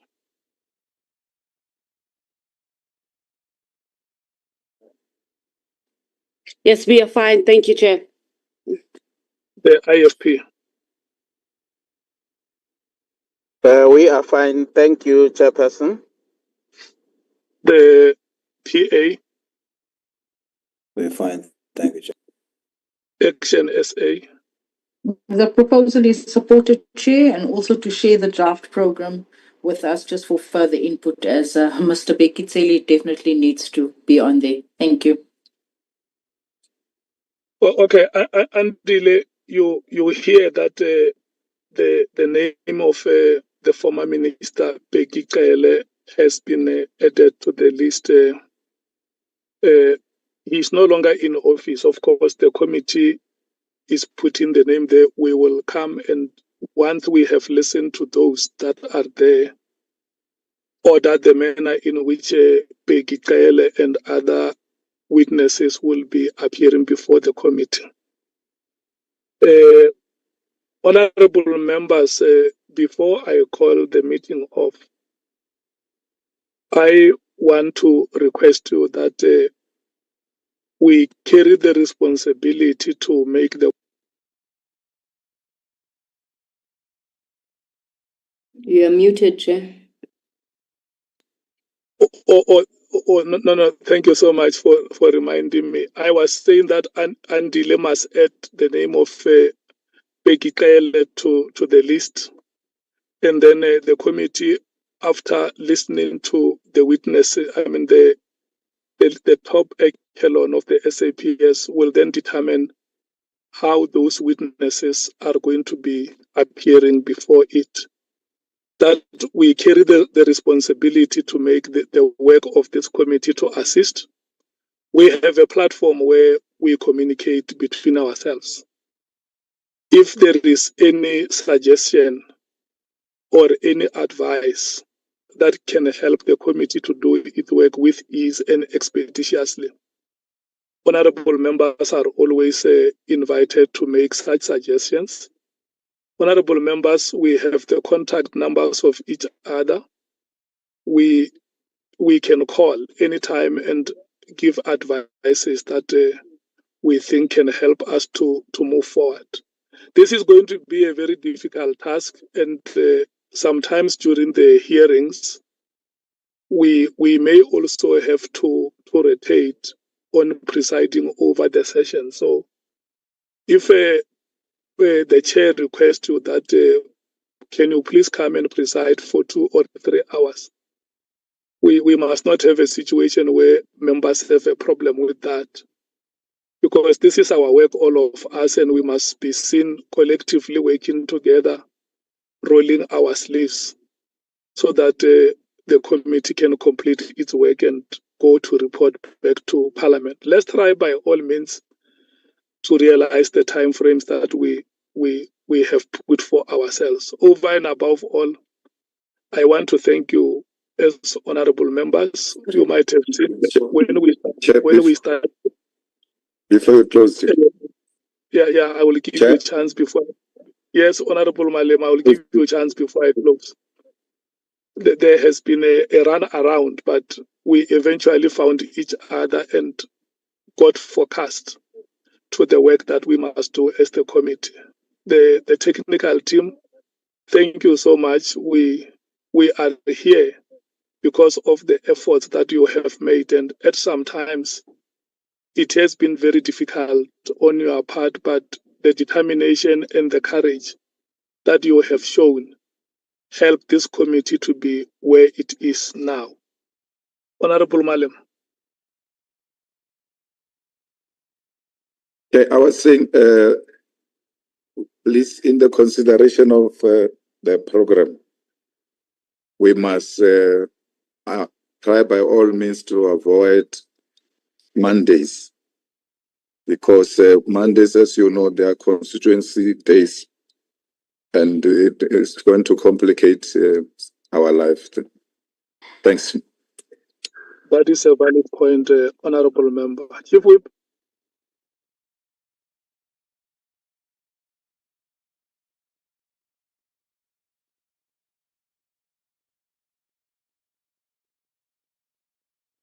Chair? Hello? No, the chief whip is still held up a little bit, but I think we are in full agreement with the proposition by Honorable Malema that we're in a constituency period already, so Mondays are quite hectic. That's why we had an on and off in the last meeting that was held on a Monday. So an actual agreement, Chair. Thanks. Okay. Honorable members, we have come to the end of the meeting. I want to thank you so much. Enjoy the weekend. God bless you. Thank you. You should too. Thank you, Chair. Bye, everyone. Please don't go to Venda again. Bye-bye. Thank you, Honorable Chair and colleagues. Don't Thank go you to so Venda much. again, Chair. No, you must get me a place to stay where there is proper network. You can see that we are still dealing with the Recording previous stopped. disparities here. Don't worry, Chair. Honorable Shonga here, Chair. I sit in the Committee of Communication. I will fight for you, I Chair. had People like you, I will fight for you. I had Don't to worry. run around. I had to run around. You know, when you get to a place, you stop to check if you connect. Yeah. But thank you so much. Sharp, thank you, Chair. Dr. Tuli, Andile, and the team, thank you so much, guys. Thank you so much, Chairperson.